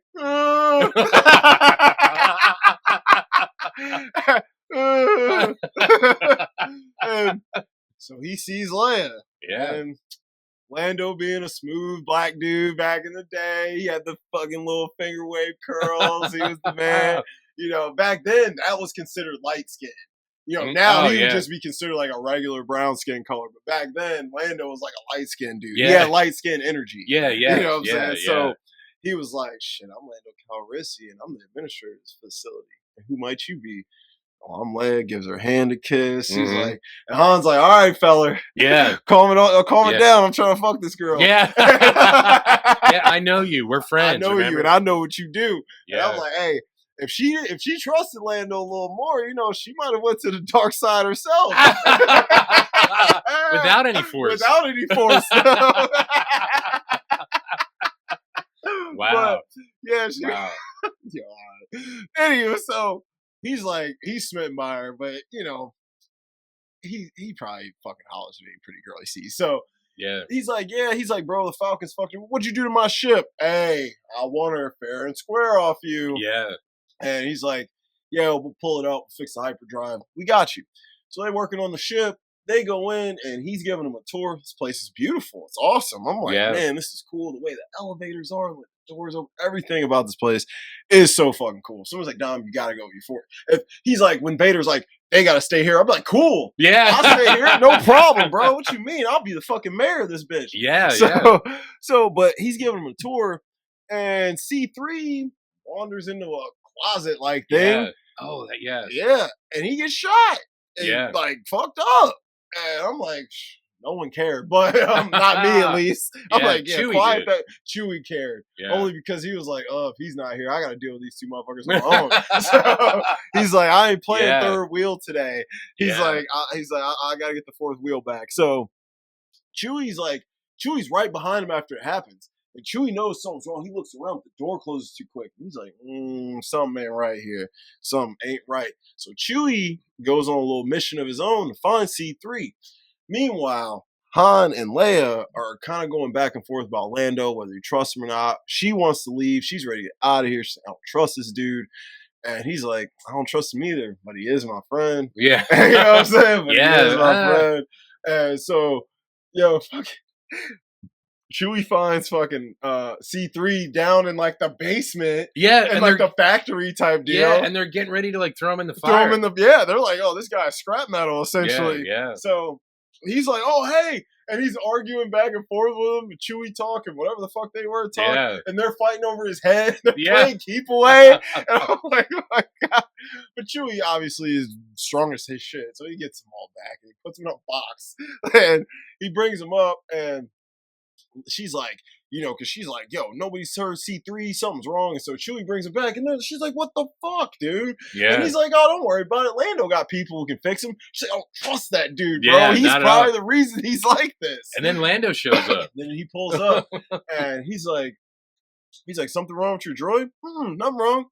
And he's looking at it like, it's in a box. It was walking earlier. Yeah. It worked. And so, and he's like, well, of course, he's working with Leia. He's like, "Woman like you really belongs amongst us in the clouds," And he's like, "Would you care to come with me for some refreshments?" "Oh, everyone's invited, of course." Yeah. He's like, "Not trying to fuck your girl right in front of you."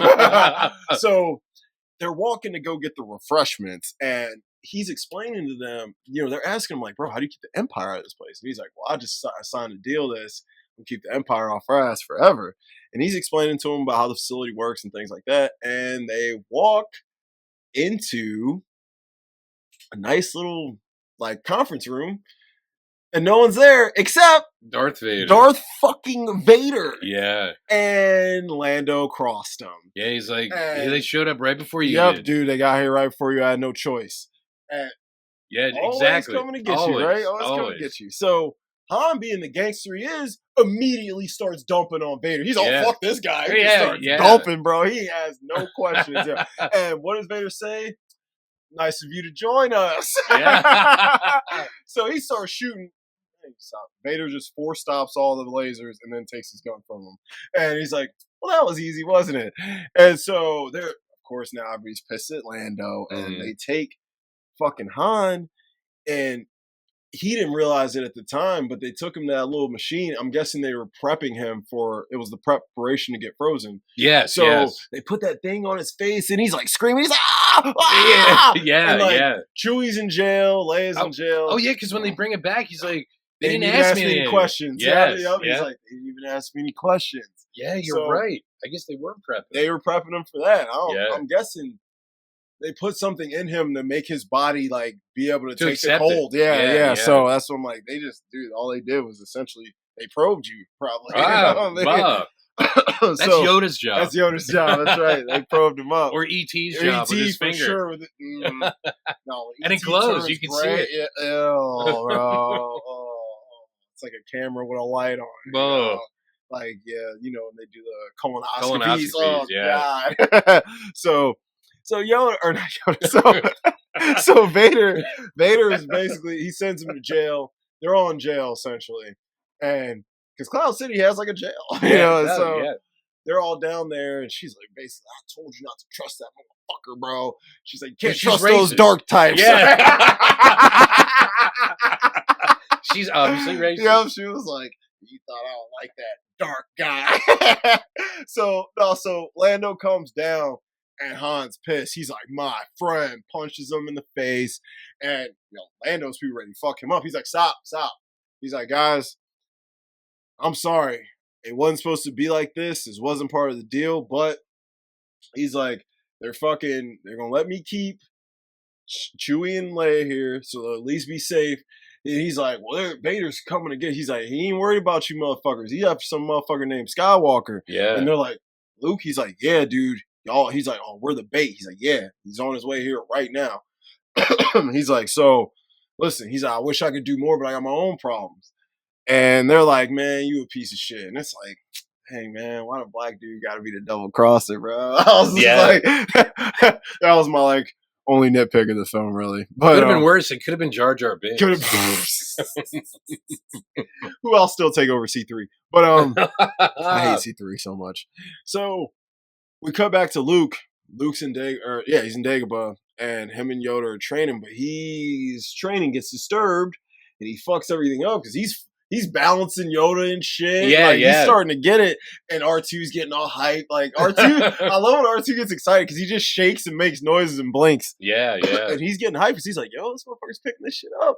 And then he drops them all. Yeah, because he feels what's going on. Yeah, he drops them all. He's like, wait, something's wrong. And he's like, wait a minute. He's like, my friends. And of course, Yoda already knows it's happening.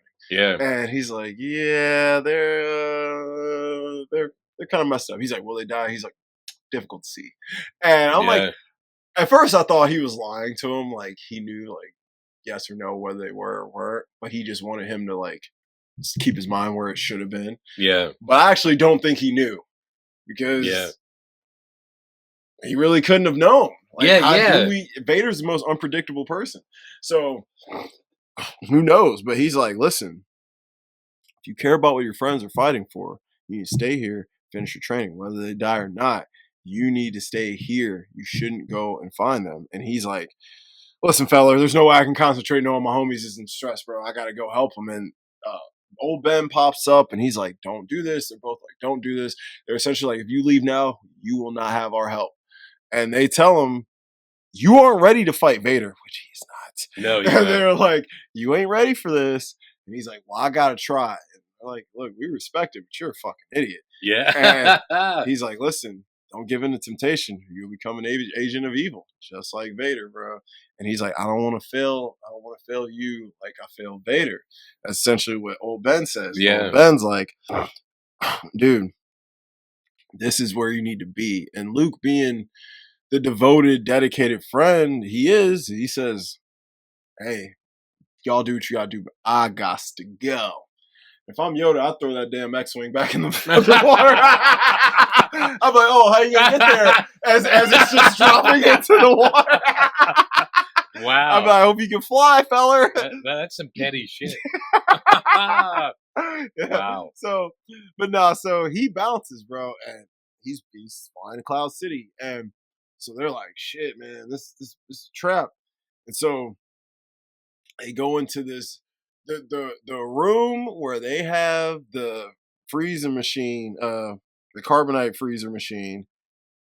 Probably one of the coolest fucking design rooms like ever, with the orange blinking lights in the floor and the blue background. Yeah, and how everything's like circular. Yeah, circular, and it's like kind of got a mist to it, and it's beautiful. Like it's dude, and like dude, when you see Vader standing at the top of them stairs, just with the little mist behind him, and you got the orange. Oh, and with those stairs too. The way that it's separated so you can see the lights. And... so badass, dude. This is beautiful. So they're like, all right, so here's the deal. We gonna freeze this motherfucker because I need to see if this shit works. Because I know Luke's not gonna go quietly. And if he survives, you can take him back. You can have him because Boba Fett pops up. Yeah. And Boba Fett has been commissioned by Jabba the Hutt to get this motherfucker and bring him back. And so Boba's like, listen, Vader, I know you're Vader, but this motherfucker worth something to me, dude. Like, hey, and Vader's like, don't worry, motherfucker. This motherfucker died, we got you, right? We gonna pay for him. All right, we gonna pay for everything we break. So he does say basically that. That's what he says in Dom Talk. So So Vader's like, all right, dude, let's get this popping. So they start prepping it, and Chewie's trying to fight him, and Han's like, there'll be another time. I need you to take care of the princess right now.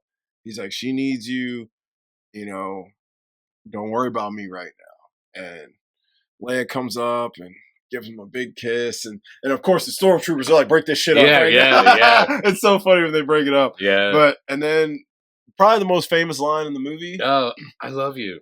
I know. And I'll tell you what, when you watch as a kid and you don't know what love is, that line don't hit you.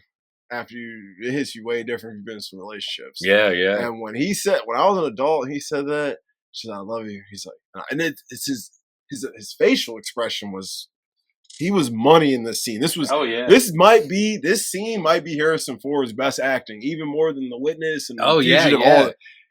I felt Han so much in that moment when he said, I know. I was like, damn, that hit. I was like, why did that hit like that? Yeah, because he's awesome. He is. I'm like, he's one of the most badass dudes. I'm like, damn, that hit. So I'm like, okay. So Han, they freeze him. And he's frozen in carbonite. And bro, he's like a big ass, like, looks like a giant painting. Well, he almost kind of also looks like the big monolith at the beginning of 2001. He looks like the monolith, like if someone tried to jump through it. Gary Lockwood got stuck. He got stuck. Or you remember those things, those toys with the pins in them, and you go like, put your hand. That's like what he was like. So Han's frozen, and they drop his ass. It's like, boom, and everyone's like, it's this dramatic ass moment. Yeah. People are crying. It's a thing. And so he's like, all right, Lando, you little fuck, go see if he's alive. Yeah. He's like, he's breathing and in perfect hibernation. And C3's like, oh, it's carbonite. He's like, hey, if he survived the freezing process, he'll be very well protected there. So it's nice to know, like, okay, he's not dead. Because Harrison Ford argued with George. He wanted to die in Empire. Really? So bad. Oh my God. Getting him to do Jedi was like pulling teeth. It was essentially like Spielberg was like, listen, if you want to keep doing Indy, I need you to do this for George. You got to do Jedi. Wow. And he's like, fuck, all right. And I'm like, he should have been so willing, good in though. Jedi. That's all. You should have been willing, though, because I'm like, let's keep real. George Lucas made you, dude. Yeah. He put you in American Graffiti. Yes. Then he put you, he paid you to work on his house. Yeah. So he been paying you forever. Yeah. He paid you to be his carpenter. Now he's paying you to be in his movie. Now he's paying you to be in his bigger movie. Now he's paying you to be in his bigger and bigger movie. I'm like, motherfucker, George Lucas gave you some millions. Bro. Like, come on.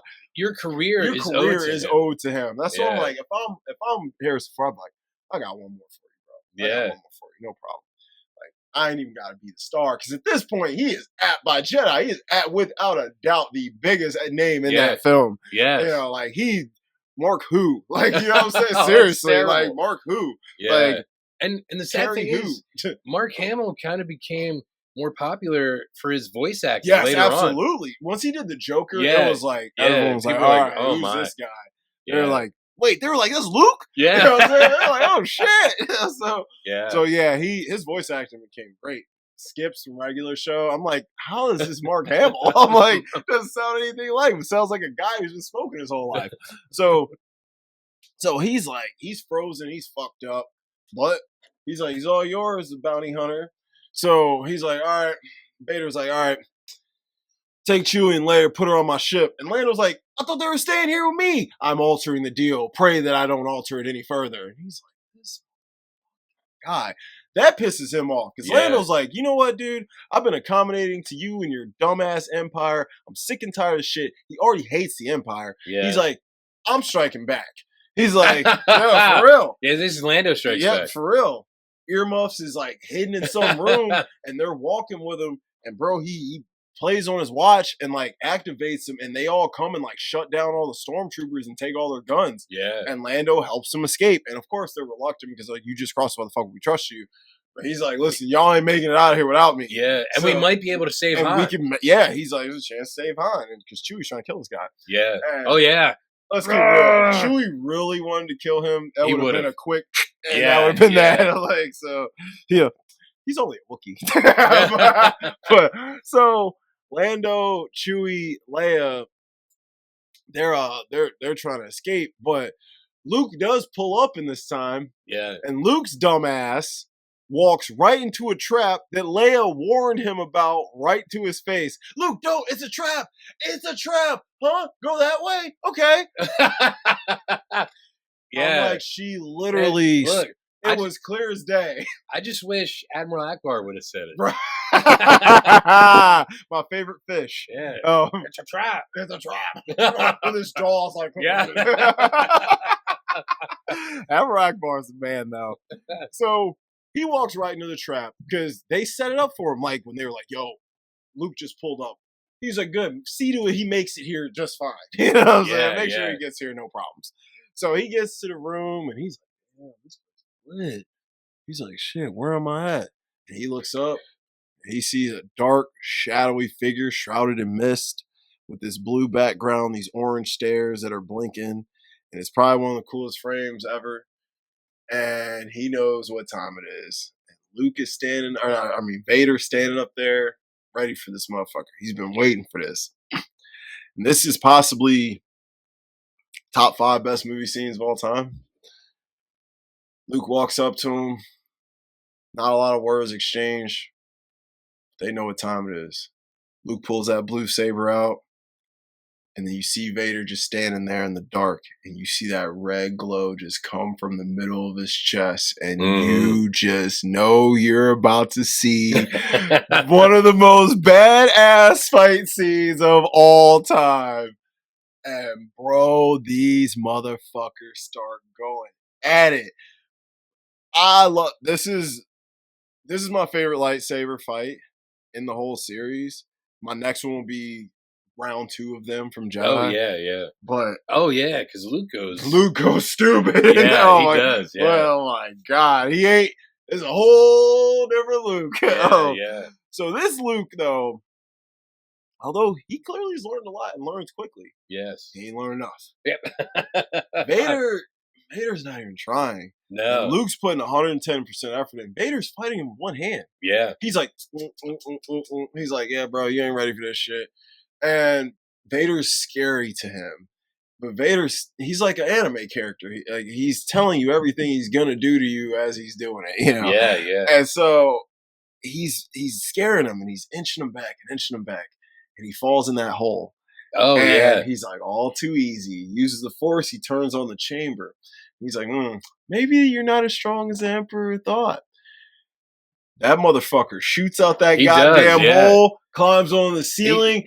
He's like, impressive. Yeah, he does like an R2. He does, yeah. Dagobah. Yeah, he was he just shoots out. Yeah. He was very impressed by that. And not only that, he pulls the fucking tube out, sprays him in the face with the whatever the fuck it was. Oh, yeah. Vader's like, oh! jumps down, and Luke's like, yeah, advantage me. Pulls the saber out. He's like, I'm about to get this motherfucker. Swings it. Vader right there. I was like, oh my God, there is no way you're winning this fight, bro. Vader was right there. He's like, damn, this guy won't go away. So these two, I mean, I say they're going at it. They're going at it, bro. And like, Luke's giving it his all. He's trying his hardest. He is. And we all know Vader is not even trying. Like, No, Vader's not at just all. like, bro, I would have been killed you if I really wanted you dead. You know, you would have died on Hoth if I wanted you dead. Let's keep Yeah. it real, bro. But Luke doesn't know Luke Vader's don't know. plan. Yeah, he don't know his plan. He don't know Yeah. nothing. He's just like, well, I don't get why this big black dude wants to kill me. He's You're like, right. yeah, I know I blew up your little ship or whatever, Yeah. but like, yeah, that was so 4 months ago. You know, like, Come on, man. he's like, get over it, bro. You build a new one. So it's like Charlie or Rick James said. He's like, why'd you grind your feet in Eddie's couch? Because he can buy a new one. Yeah.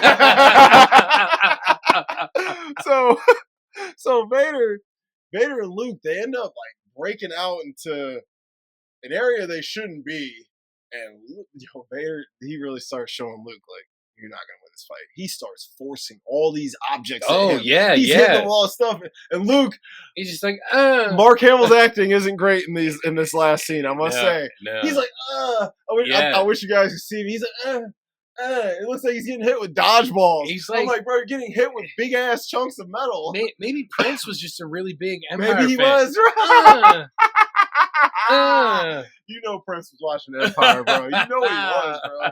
You know he was, dude. All those like musicians from like the 80s and 90s, they always talk about Star Wars. I'm listening to a Redman song from 1994. Bro, he's got mad Star Wars lines in there. I'm like, man, wait, he said the fly guy with the force like Luke Sky. I'm like, he's snapping, bro. He said, what he said? He's like, fuck with me, you catch wreck.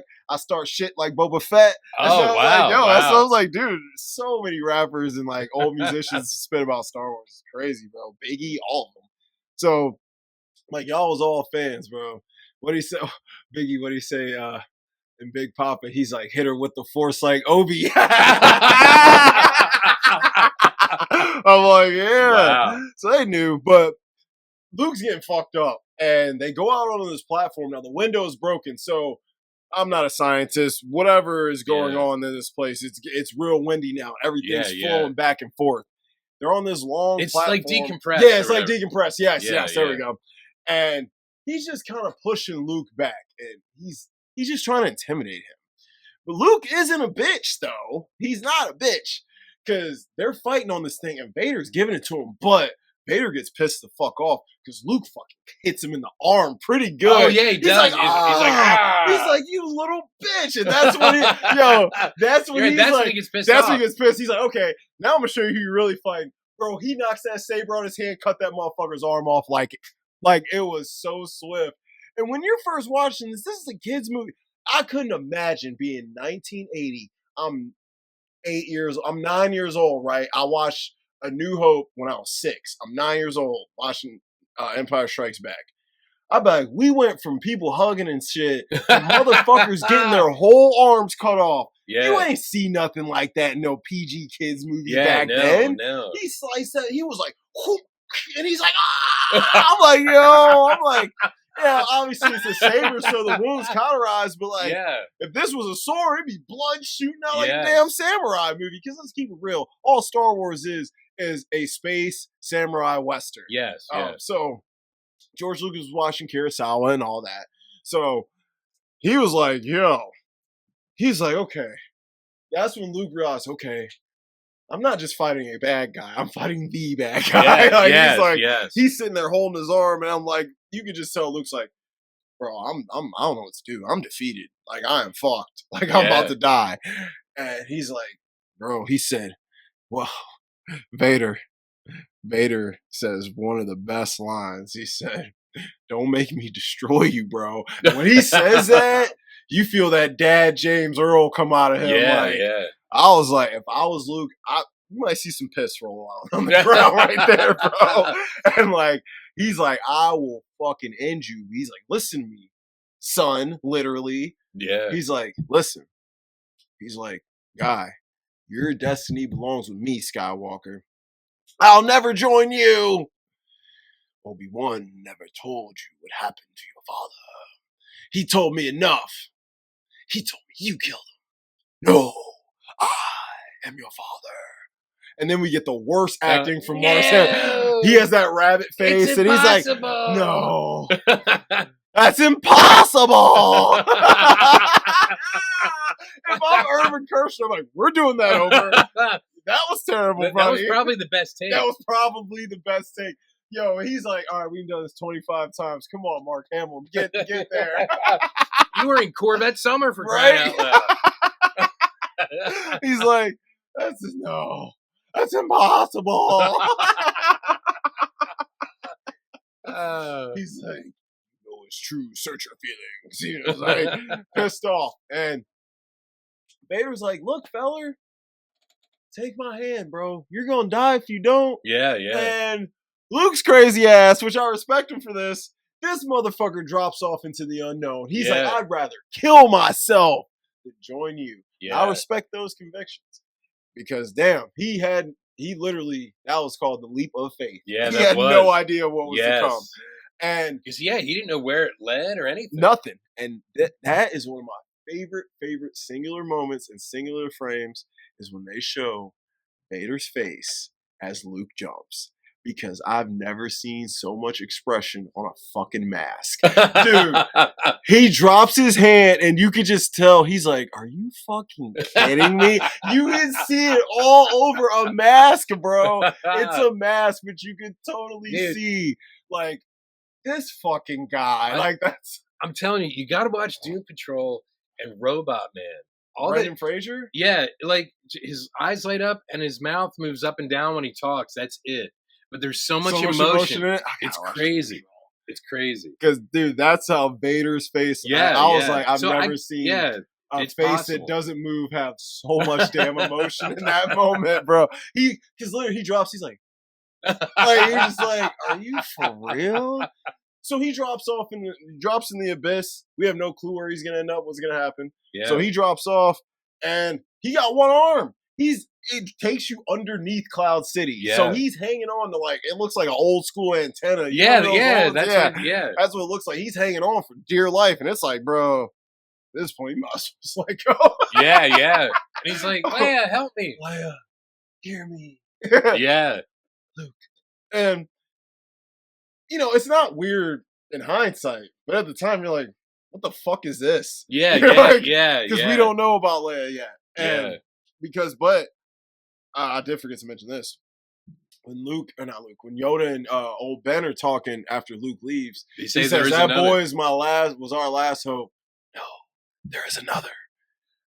And me as a kid, I'm thinking it's Han Solo. Oh. Because I think I just wanted it to be Han Solo. Yeah, because if they're brothers, that would be so cool. That would have been sick. Or even if it was just like he was force sensitive and never knew it. Or whatever. But which would explain the Tauntaun. Yeah.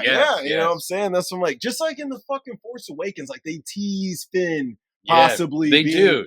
Oh, what a way to ruin a fucking. I know, because Finn was a good character. Badass. Dude, ruined him anyway. Yeah. So I'm like, cool. So he's like, Leia, hear me, save me. She's like, turn around, because her, Lando, and Chewie escaped. And he's like, Lando's like, I ain't going back. And she's like, motherfucker, you don't turn around, kill your black ass. He said, all right. You know what I'm saying? So they turn around, they save Luke, they bring him up. She's like, damn, what happened to you, motherfucker? Your arm got cut off and shit. He's like, yo, that motherfucker Darth, bro. He brought it to your boy. I was not ready, because he's like, shit, that dude is strong. I mean, they told him, he's like, bro, Vader is one of the strongest dudes in the galaxy, bro. You're really rolling the dice here. Yeah. And he was like, I don't care. I'm hard too. And he found out how hard he wasn't. He was flaccid. He was very flaccid. He was not Ed Norton. No. He was not Ed Norton. He's like, I know this is hard for you. Watch Birdman from last week if you guys want to understand that. So he's like, so basically, Leia and Luke, they split off. Chewie and Lando are like, yo, we gonna go do some galaxy shit. Yeah, we're gonna go look for Han. Look for Han, yeah. Yeah. And he's We're like, gonna do some recon. do some recon, yeah. And Yeah. y'all two build your new arm, which they built him a brand new arm. Yeah.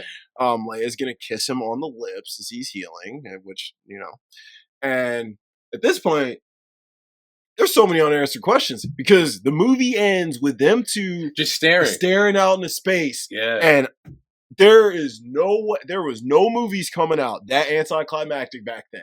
Yeah. No movies leaving you on the cliff. Yeah. The bad guys win. This was the first Infinity War. Yes. Yeah. This is the blueprint for Infinity War. The bad guys win. You're left on a cliff. You have no clue what's going to happen. And you're like, if they don't make another Star Wars, I might hang myself.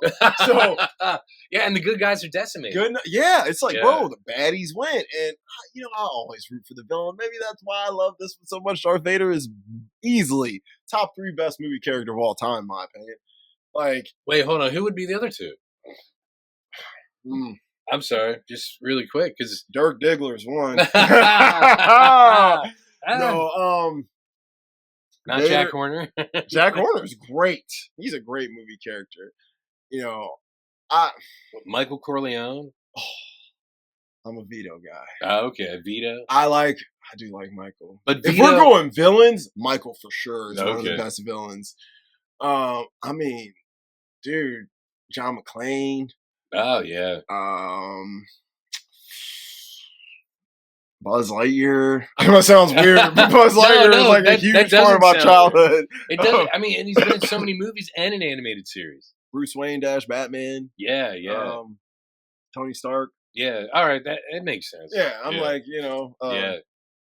Cool Hand Luke. Oh my God. Butch Cassidy. and Cassidy. Yeah. I was like Butch Cassidy and the Sundance Kid. Yeah. Butch and Cassidy. Is that what you said? That's what I said. Sorry. Butch and David Cassidy. Yes. That's because I think I love him. Butch and the Sundance, like Tuco. Oh my God, yeah. Tuco. Goddamn, Tuco the best. Is one of the best. He might be the best. I'm like him and Vader. We've talked about Tuco so much. Yeah, he's just Eli Wallach just gave us some magic there. So dude, it ends like that. This bleak, dark Stanley Kubrick type ending. Yeah, that you're just like, what did I see? And I talk to people older people who've seen it in theaters because you were too young. I did see it in theaters though, but you were like 5. I would have been like 3. Yeah, I would have been 3. Way too young to 3, maybe 4. It could have been 81. At most, bro. At most, you were 4. Yeah. So you were too young. But I talked to a good family friend of mine. He saw New Hope in theaters by himself. He took a break from work at noon on like a Tuesday, went by himself, and was like, I'm going back there after work. He went and watched it after work again. He was like, dude, he was like walking out of Empire. He's like, I literally walked out with my head down, like contemplating everything I ever fucking knew, bro. Wow, like, really? Yo, and a lot of people were like that. Like, they're like, how do you end a movie like this? Yeah. They're like, what? Nothing was like that at the time, especially something of that scale. Yeah. So, like I said, we got Infinity War now, and other films have done it. But the time I would have walked out there like, what the hell is happening? But then everyone knew they were witnessing something great, Yeah. And it is something great. And look, 44 years later? Wow, yeah. 44 years later, we still talking about this, still watching Star Wars, still making Star Wars stuff. And it's because of this specific movie that the Star Wars legacy has carried on to what it is. We find out Luke is Vader's son.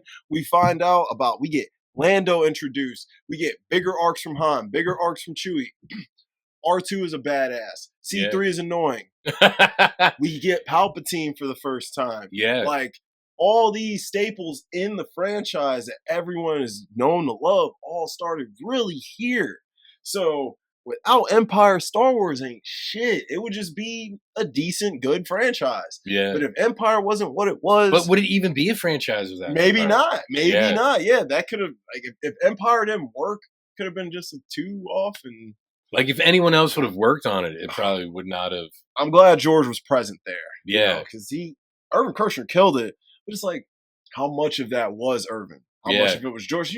George was like, The motherfuckers ain't do that right. Make them do it again. Yeah, You know what I'm yeah, saying? yeah. Like, I ain't trying to step on your toes or nothing or micromanage, but that's what I'm doing. You know what I'm saying? So this is still my shit. this is my baby, bro. I spent Yeah. years, blood, sweat, and tears on this shit. So yeah, so I mean, it's my second favorite film of all time. I think it's a fucking masterpiece. I wouldn't change one frame of this damn thing. I could watch this movie anytime. So a C+. Just somewhere around there. Yeah. A C3. Yeah. No, so I'm watching it last night in preparation, and I know all the words. I'm saying all the words. I'm sitting there watching it like a kid. Again, every time I watch it, I just get lost in it. So that's what it is. But let's get into the questions. Okay. MVP of the film. I have 5. You have 5 MVPs. 5. And you know I normally never have Yeah. that many. So what? Harrison Ford, Yes. Mark Hamill, No. Carrie Fisher, No. James Earl Jones, Yes. David Prowse, No. George Lucas, Yes. John Williams, Yes. Irvin Kershner. Yes. That's the Okay. 5. Yep, Okay. Yep. That was my 5. The director, the guy Yeah. who made the score, Yeah. the brains behind it all. Even the The editor. best. Yeah, the If editor. you think about it. Pretty much, if you did any behind the scenes work on this Yeah. movie, you're MVP. Because even the guys who did the design work, like Joe Johnson, who ended up being a director, directed like The Rocketeer and like Jurassic Park 3 and Captain America, the First Avenger. That jump's fire. He directed that too. He helped like design Boba Fett. Oh, and God, helped it's one of the design best some of the designed stuff. characters ever. Yeah, Ralph The- McQuarrie is the guy Yeah. who designed a lot of stuff. The wear on his mask, the little dent, like Yeah. all those details in his suit. Is Yeah. it's beautiful. It just added so much intrigue to his character. That's why he got so popular. We saw a glimpse of this badass looking dude, and then you didn't get enough of him. You wanted were to know like, his "Who- story." Who is this guy? I Yeah, need this yeah. guy. You know what I'm saying? So Yeah. yeah, and then that scene where he's recruiting all the hitmen. You see a bunch of dudes that are in later Star Wars Yeah. stuff that you just don't notice. Like the robot from the Mandalorian is there. Like people don't realize that. So you see a lot. So who'd you have for MVP? No, I agree. I was thinking like Harrison Ford pretty much. I think he owned this He owned movie. this movie. Yeah. Him and Vader. Him, Yeah. James Earl Jones, Harrison Yeah. Ford. Yoda too, dude. Yeah, Frank Oz. You know what? really. Frank Oz is an MVP too. Yeah, Yeah, Frank 'cause- Oz for sure. I 'Cause got Frank Oz's Yoda put a whole new dimension. Yeah, what Yoda is, dude, that's got to be one of the best introduced characters in a sequel of all time. Yeah. So, yeah, Frank Oz gets in there too. Yeah. But I do agree, like, even knowing that that's the first time you hear, like, the Imperial March, like, like John Williams, man. Like, because that's what he's going to be known for. And he did the music for, like, Superman. Yeah, he's still, bro, he just got Oscar nom for fucking Indiana Jones and the Dial of Destiny, dog. Yeah. Like, Yeah. he's still getting Oscar noms 90 plus. Yeah. Like, old as shit, still making great scores. Peak season. I had quite a few people, actually. Really? For their peak I season? had 5. 5. Again. George Lucas, Irvin Kershner, George John Lucas, Williams? Irvin, no. Okay. Just because he's done so many good scores. He has, yes. His peak season might be A New Hope.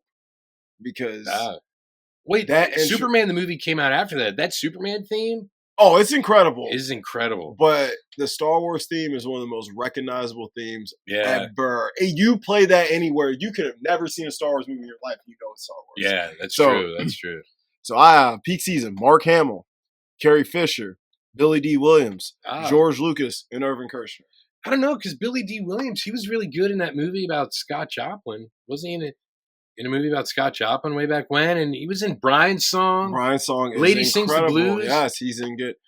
Any of them make the money Star Wars made? Well, no, not at all. No. Does Billy D's legacy live without being Lando as strong as it does? Well, people know him for Colt 45. They know him for Colt 45, but I think they know him more as being the Lando. slick card playing scoundrel. Yeah, You that's know? true. That's true. This You're made right, him. you're right. This made him, bro. Who you got? I would have said Mark Hamill, For sure.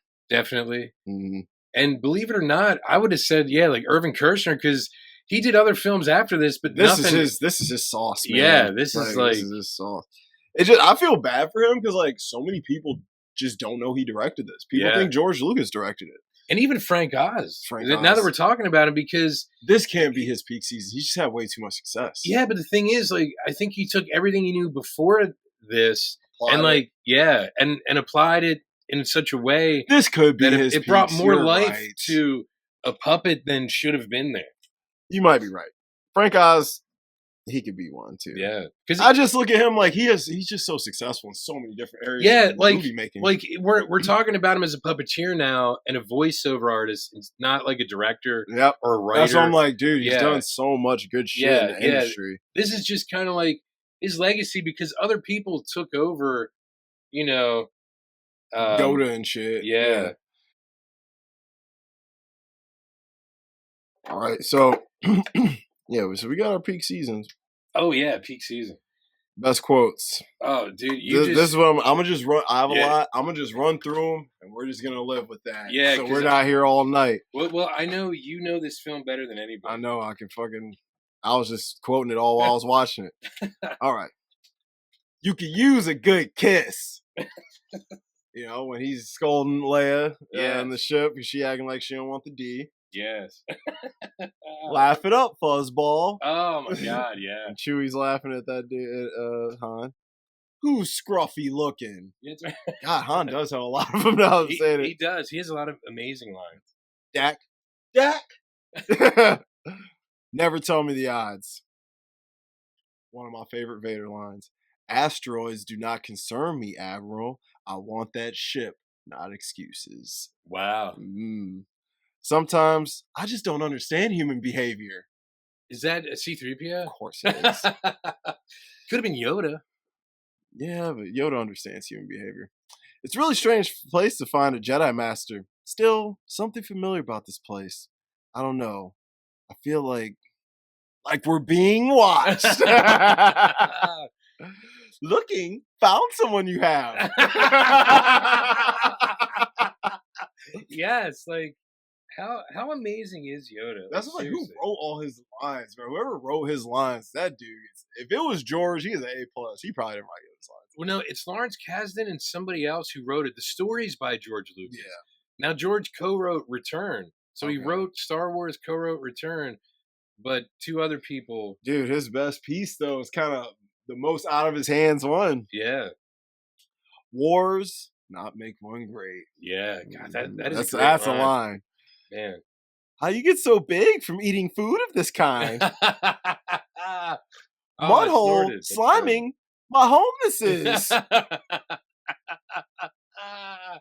Ooh, Jedi Master Yoda, you seek Yoda. My hands are dirty. My hands are dirty too. What are you afraid of?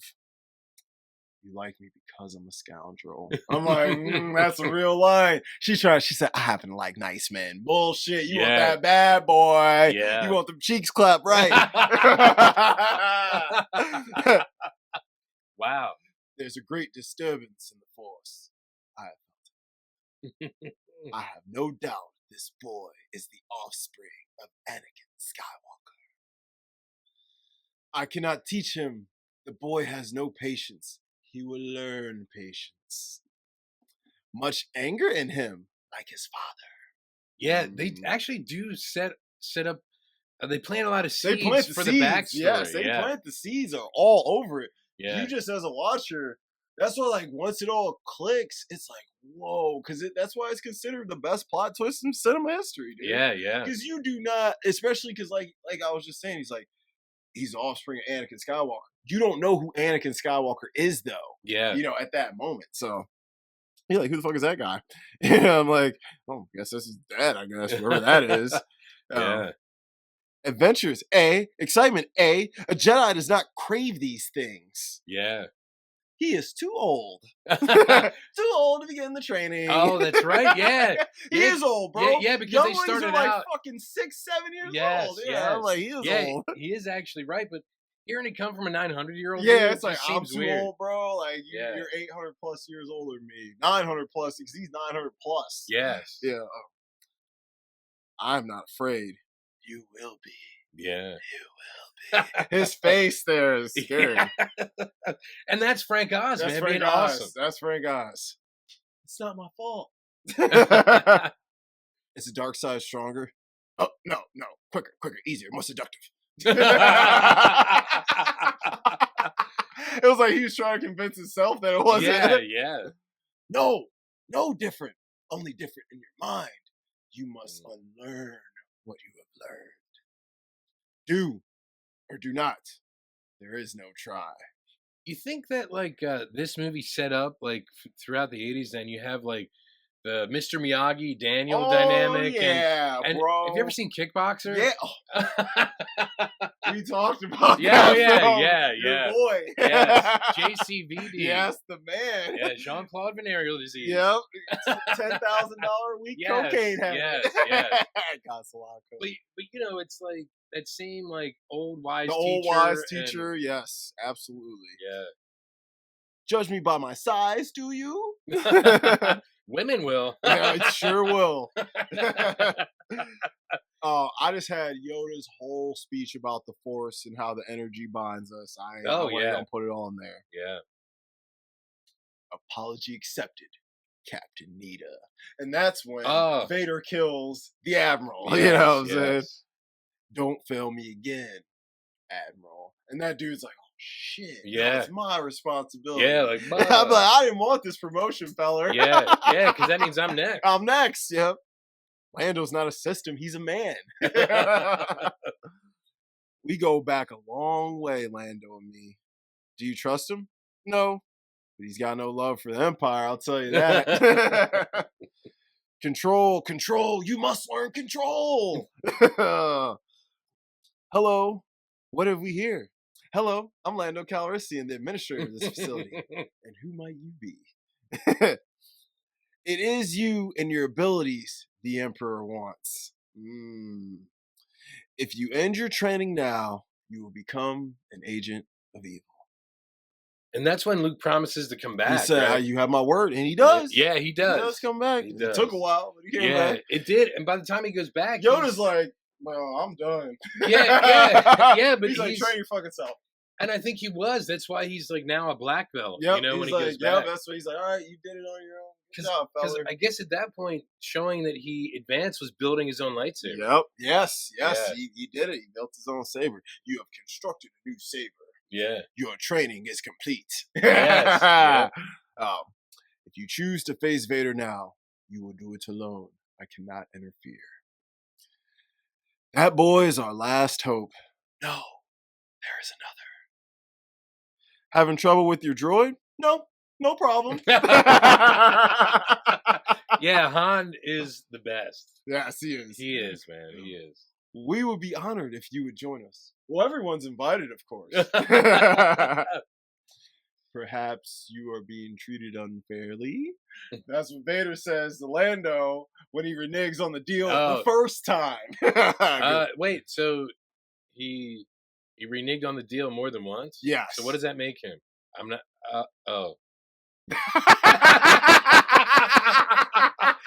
That's terrible. That's terrible. Ah, shit.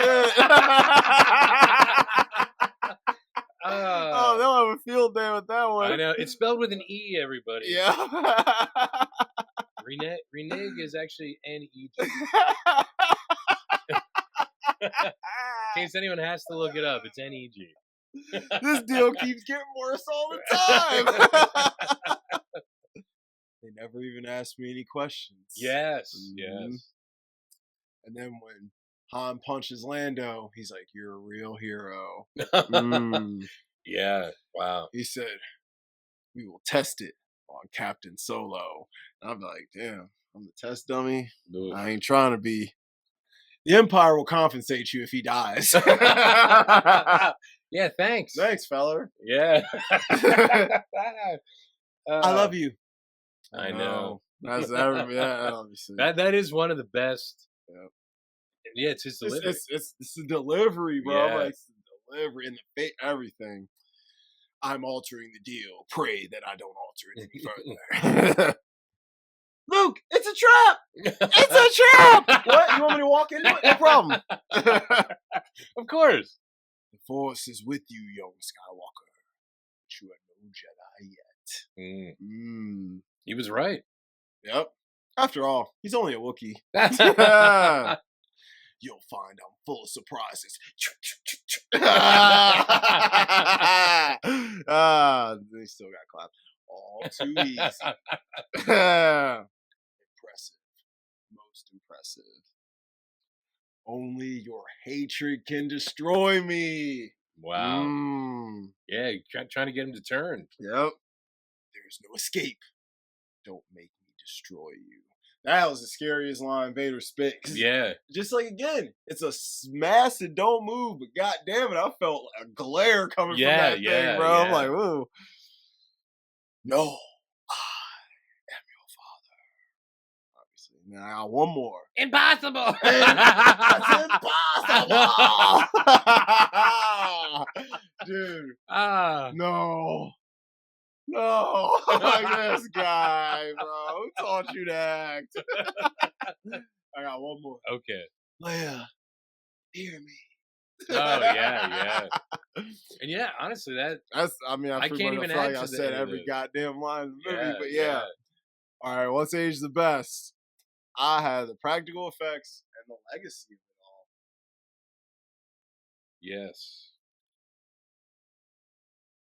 Um, Actually, yeah. What's age the best?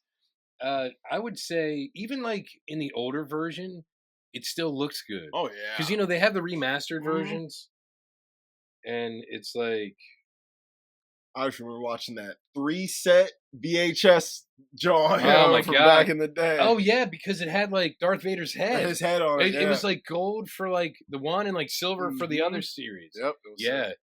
Yep. That joint, man. Wish But- I could find that. But see, that was the remastered, the It was reissued one. yeah, it was reissued, So- but so he's it's- redone it since then, though. Yeah, you're right, because he added Anakin. Anakin, in there. Anakin. That was before But- that. But it's like when you see like the old one with like the matte, and you could see the editing lines around it and stuff. Mhm. It still looked It's good. character, man. But it just still it looked looks good. good. It gives it character. You know, Yeah, it's yeah. like this is what it was back then. So I think everything, has really aged, especially the score. The Though, score, too. oh my god, Yeah. yeah, that's probably aged score- better than anything else. The score and the way that they light Darth Vader. Oh my god, it's beautiful. Yeah. What's aged the worst?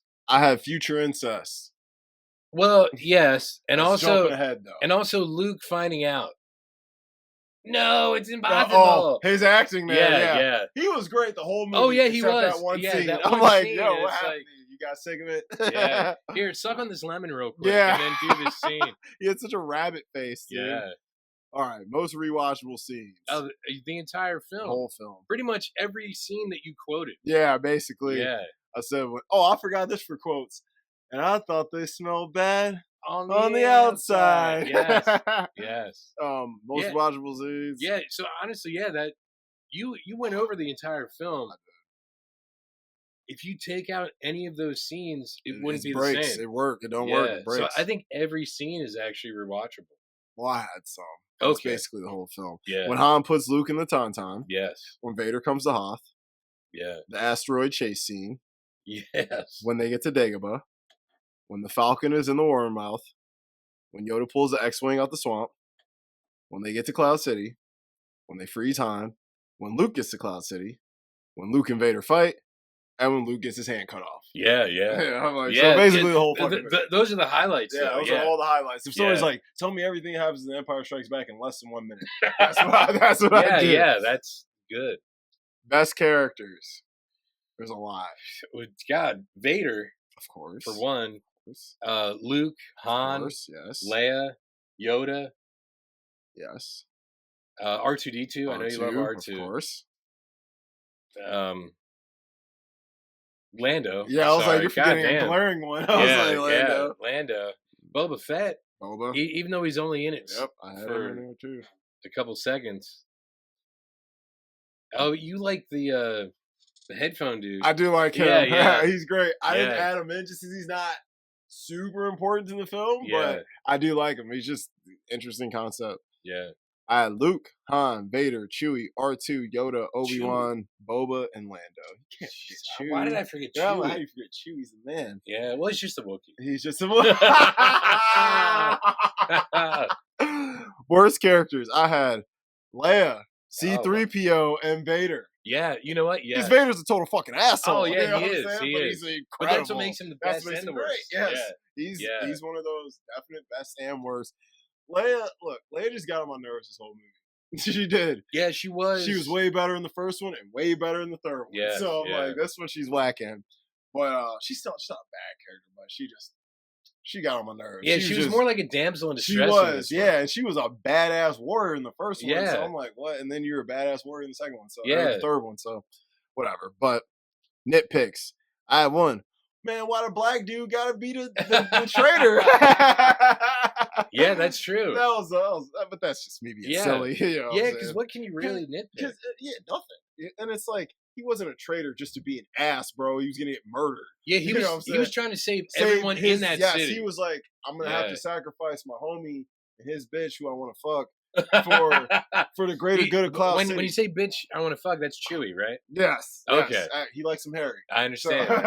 Likes a little bush. He likes those hippie chicks. Yes, he does. You know, hey, we're right. It was shot in the '70s, so that's true. We still was letting the bush go out. All those Grateful Dead fans. Yeah, deadheads all over.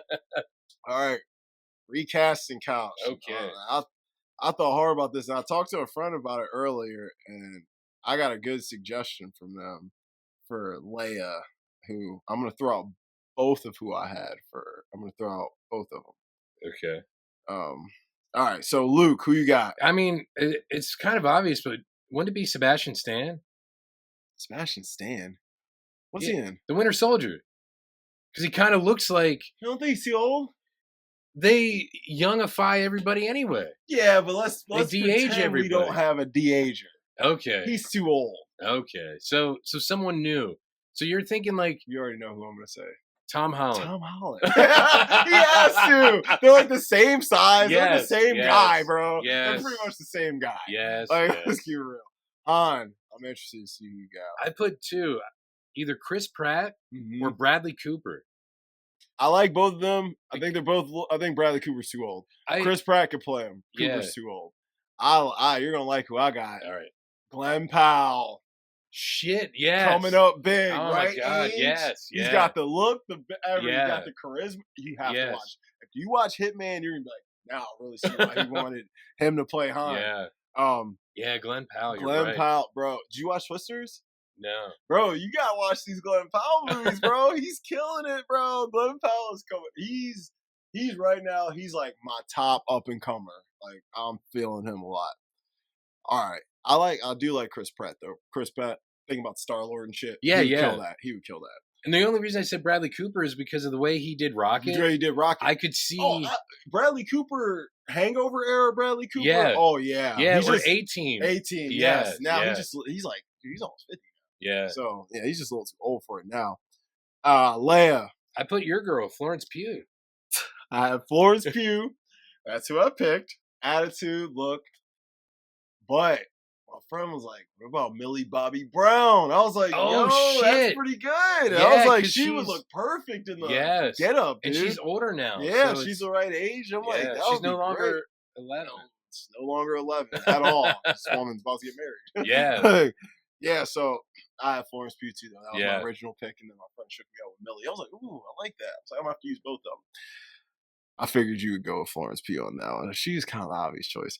All right, James Earl. I like who you had. Yeah, Keith David. He has the perfect voice. He's got the perfect voice. I'm like, there's got to be a black dude with a menacing deep voice. Yeah. So that works. For Lando, who'd you have? I feel like we got the same guy. We might not. Who you got? Because I was thinking of... I was steering clear of Donald Glover because he already I know. Yeah. He would obviously be perfect, and he's probably a better age now than like 6 years ago. Mm-hmm. And I was thinking of like a Lakeith Stansfield. That's who I had. Yeah, but would he be too young? Lakeith is my age, dude. So would he be... Because Lando's a little older. Lando is probably like 35 or 6 in that movie. Me and Lakeith are the same age. Well, Lakeith Stansfield. He just looks young. Yeah, he does. I mean? So he does. But dude, he got the charisma. Would have, honestly, he and Glenn Powell together, they would. Oh my God, their chemistry would be off the charts. Yeah, they should just do a movie together. Yeah, anything. It'd be great if they started up a fun buddy cop, or not even cop, just a buddy series. Them two, they'd be fucking great. Dude. Yeah, that would be awesome. Yeah, Lakeith. Director, who you got? I was thinking either like a James Gunn or a Zack Snyder. Because I would go with James Gunn over Snyder. well, if you watch the Rebel Moon films, he originally wanted them to be like Star Wars movies, and you can tell. And I'm like watching these, I could see how he would be, especially a darker film like Empire. If he's gonna hit me with some Watchmen shit, I'll take him. Yeah, because he's really good with the dark stuff. So if he gonna make it dark and gritty like that, I'll take it. James Gunn, on the other hand, might make it more fun. He will make it more fun than it should be because it's a dark film. Yeah, it's a dark, serious film. Like he would throw some of that humor in there. He would make Han even funnier. Yeah, he would make Lando funnier. But James Gunn is so good with action and shit. Oh, dude. He is. He's so good with ensembles and characters. Yeah, so I was like with the characters ensembles, like, oh, I had Denis Villeneuve, Dune, Blade Runner 2. Yeah. I'm thinking like maybe because of like Blade Runner 2. Yeah, just the way his world building. Yeah, and even Dune, the Dune films. Yeah, but all I can think of is sand. So he'd be great if it was like a New Hope. If it was a New Hope, Tatooine. Yeah. But I mean, Denis. Yeah, no, I could see it. Yeah. I was like, and it would be totally different too. It would, and it would be like a 12-hour movie. Mm-hmm. If it was if this was back in the day, I probably would have got Kubrick. Oh, that would have been. Oh my God, because he loves bleak, dark endings, so he would love doing this. Yeah, but yeah, I definitely like James Gunn. Unanswerable questions. Well, I said, there's a ton if you've never seen the second one or the follow up. Yeah. But I pretending I haven't seen Jedi. I said, what's gonna happen to Han? Yeah. Do Luke and Leia get together? That's a real fucking question. That is, especially if Han's not there. Yes, that's what I was like. If you've never seen, yeah, all you saw was A New Hope and Empire, and no one's ever told you anything about Star Wars. You would be like, okay, so Luke and Leia are going to get together instead? Yeah. You know what I mean? That's a real question. Who is the other? Yes. Yeah. And what happens to Chewie and Lando? Yeah, that's true, because they go out. They're gone. And what happens to Cloud City and the people in Cloud City? Yeah, because if they left the Empire there. He left, and Lando was running the place, so who takes over? The earmuffs? Well, he said everybody get out. Everybody get out. But, they ain't all get out successfully. Yeah. People got clapped, some of them. All right, prop you want from the movie. I also had 5 things. Really? Bro, it's Star Wars. There's tons of shit I want. There was more shit I wanted. I mean, like Luke's lightsaber, Vader's helmet. I had Vader's saber. I had Boba's helmet. Oh, yeah. I had Han's carbonite plaque. Yes. Han's jacket, the blue one. Oh, yeah, that's a nice jacket. That jacket's fresh. Yeah. And the X-Wing. Not the Millennium Falcon. No, it's too big. Okay. I don't need it. I'm sure it's just a little model. Well, of course it is, bro. Yo, my uncle had a dope ass Millennium Falcon, like those ones you glue together. Yeah, he made, dude, it was perfect. He made it so nice. He was sitting there, dude. It took him like 4 months to finish that shit, dude. Wow. He would just do a little bit every night, and like he would get so focused, and he'd be like, the minute I feel myself getting tired, I stop because I'm gonna make a mistake. And I'm like, I couldn't imagine doing this meticulous shit. But yeah, so the main thing though I would want though is Vader's saber. Oh, yeah. Red saber is it's magical. All right. So I guess we got to grade it. It's got to be I think it's A+. pretty obvious. This is an A++ with extra fucking credit, man. Yeah. This movie has a big chunk of my heart. As you guys can see by the way I talked about it and ran through it. I didn't need to watch it yesterday to give you the same exact, you would have got the same exact that you got today. So, that's that simple. Yeah. A+. Wow. Plus. All right. What are we doing next week? We'll figure it out. Yeah, we'll figure it out. We'll figure it out. Hopefully no one dies so we're not forced to do something. Yeah, out of the blue. Keep it that slow, because there's some guys I love that are knocking on the door, man. Yeah. And like, James just went at 93. Clint's 94. Yeah, I was going to say, Clint. When he's, I don't even want to talk. I'm not going to speak that up. That's no, I'm not ready for that one. Okay. I'll put on my fucking Good, the Bad, and the Ugly shirt with Clint's head and the noose on it. I do have that shirt. Wow. I wore it when I went last time I was in Texas. I wore it, went to this restaurant, and this Mexican guy was like, nice shirt, nice shirt. I was like, oh, are you a fan? Yeah, Clint Eastwood. I was like, yeah. Blondie. I was like, Blondie, yeah. I'm like, I thought you'd be more of a Tuco fan. Yeah. All right, guys. I'm Dom. I am James.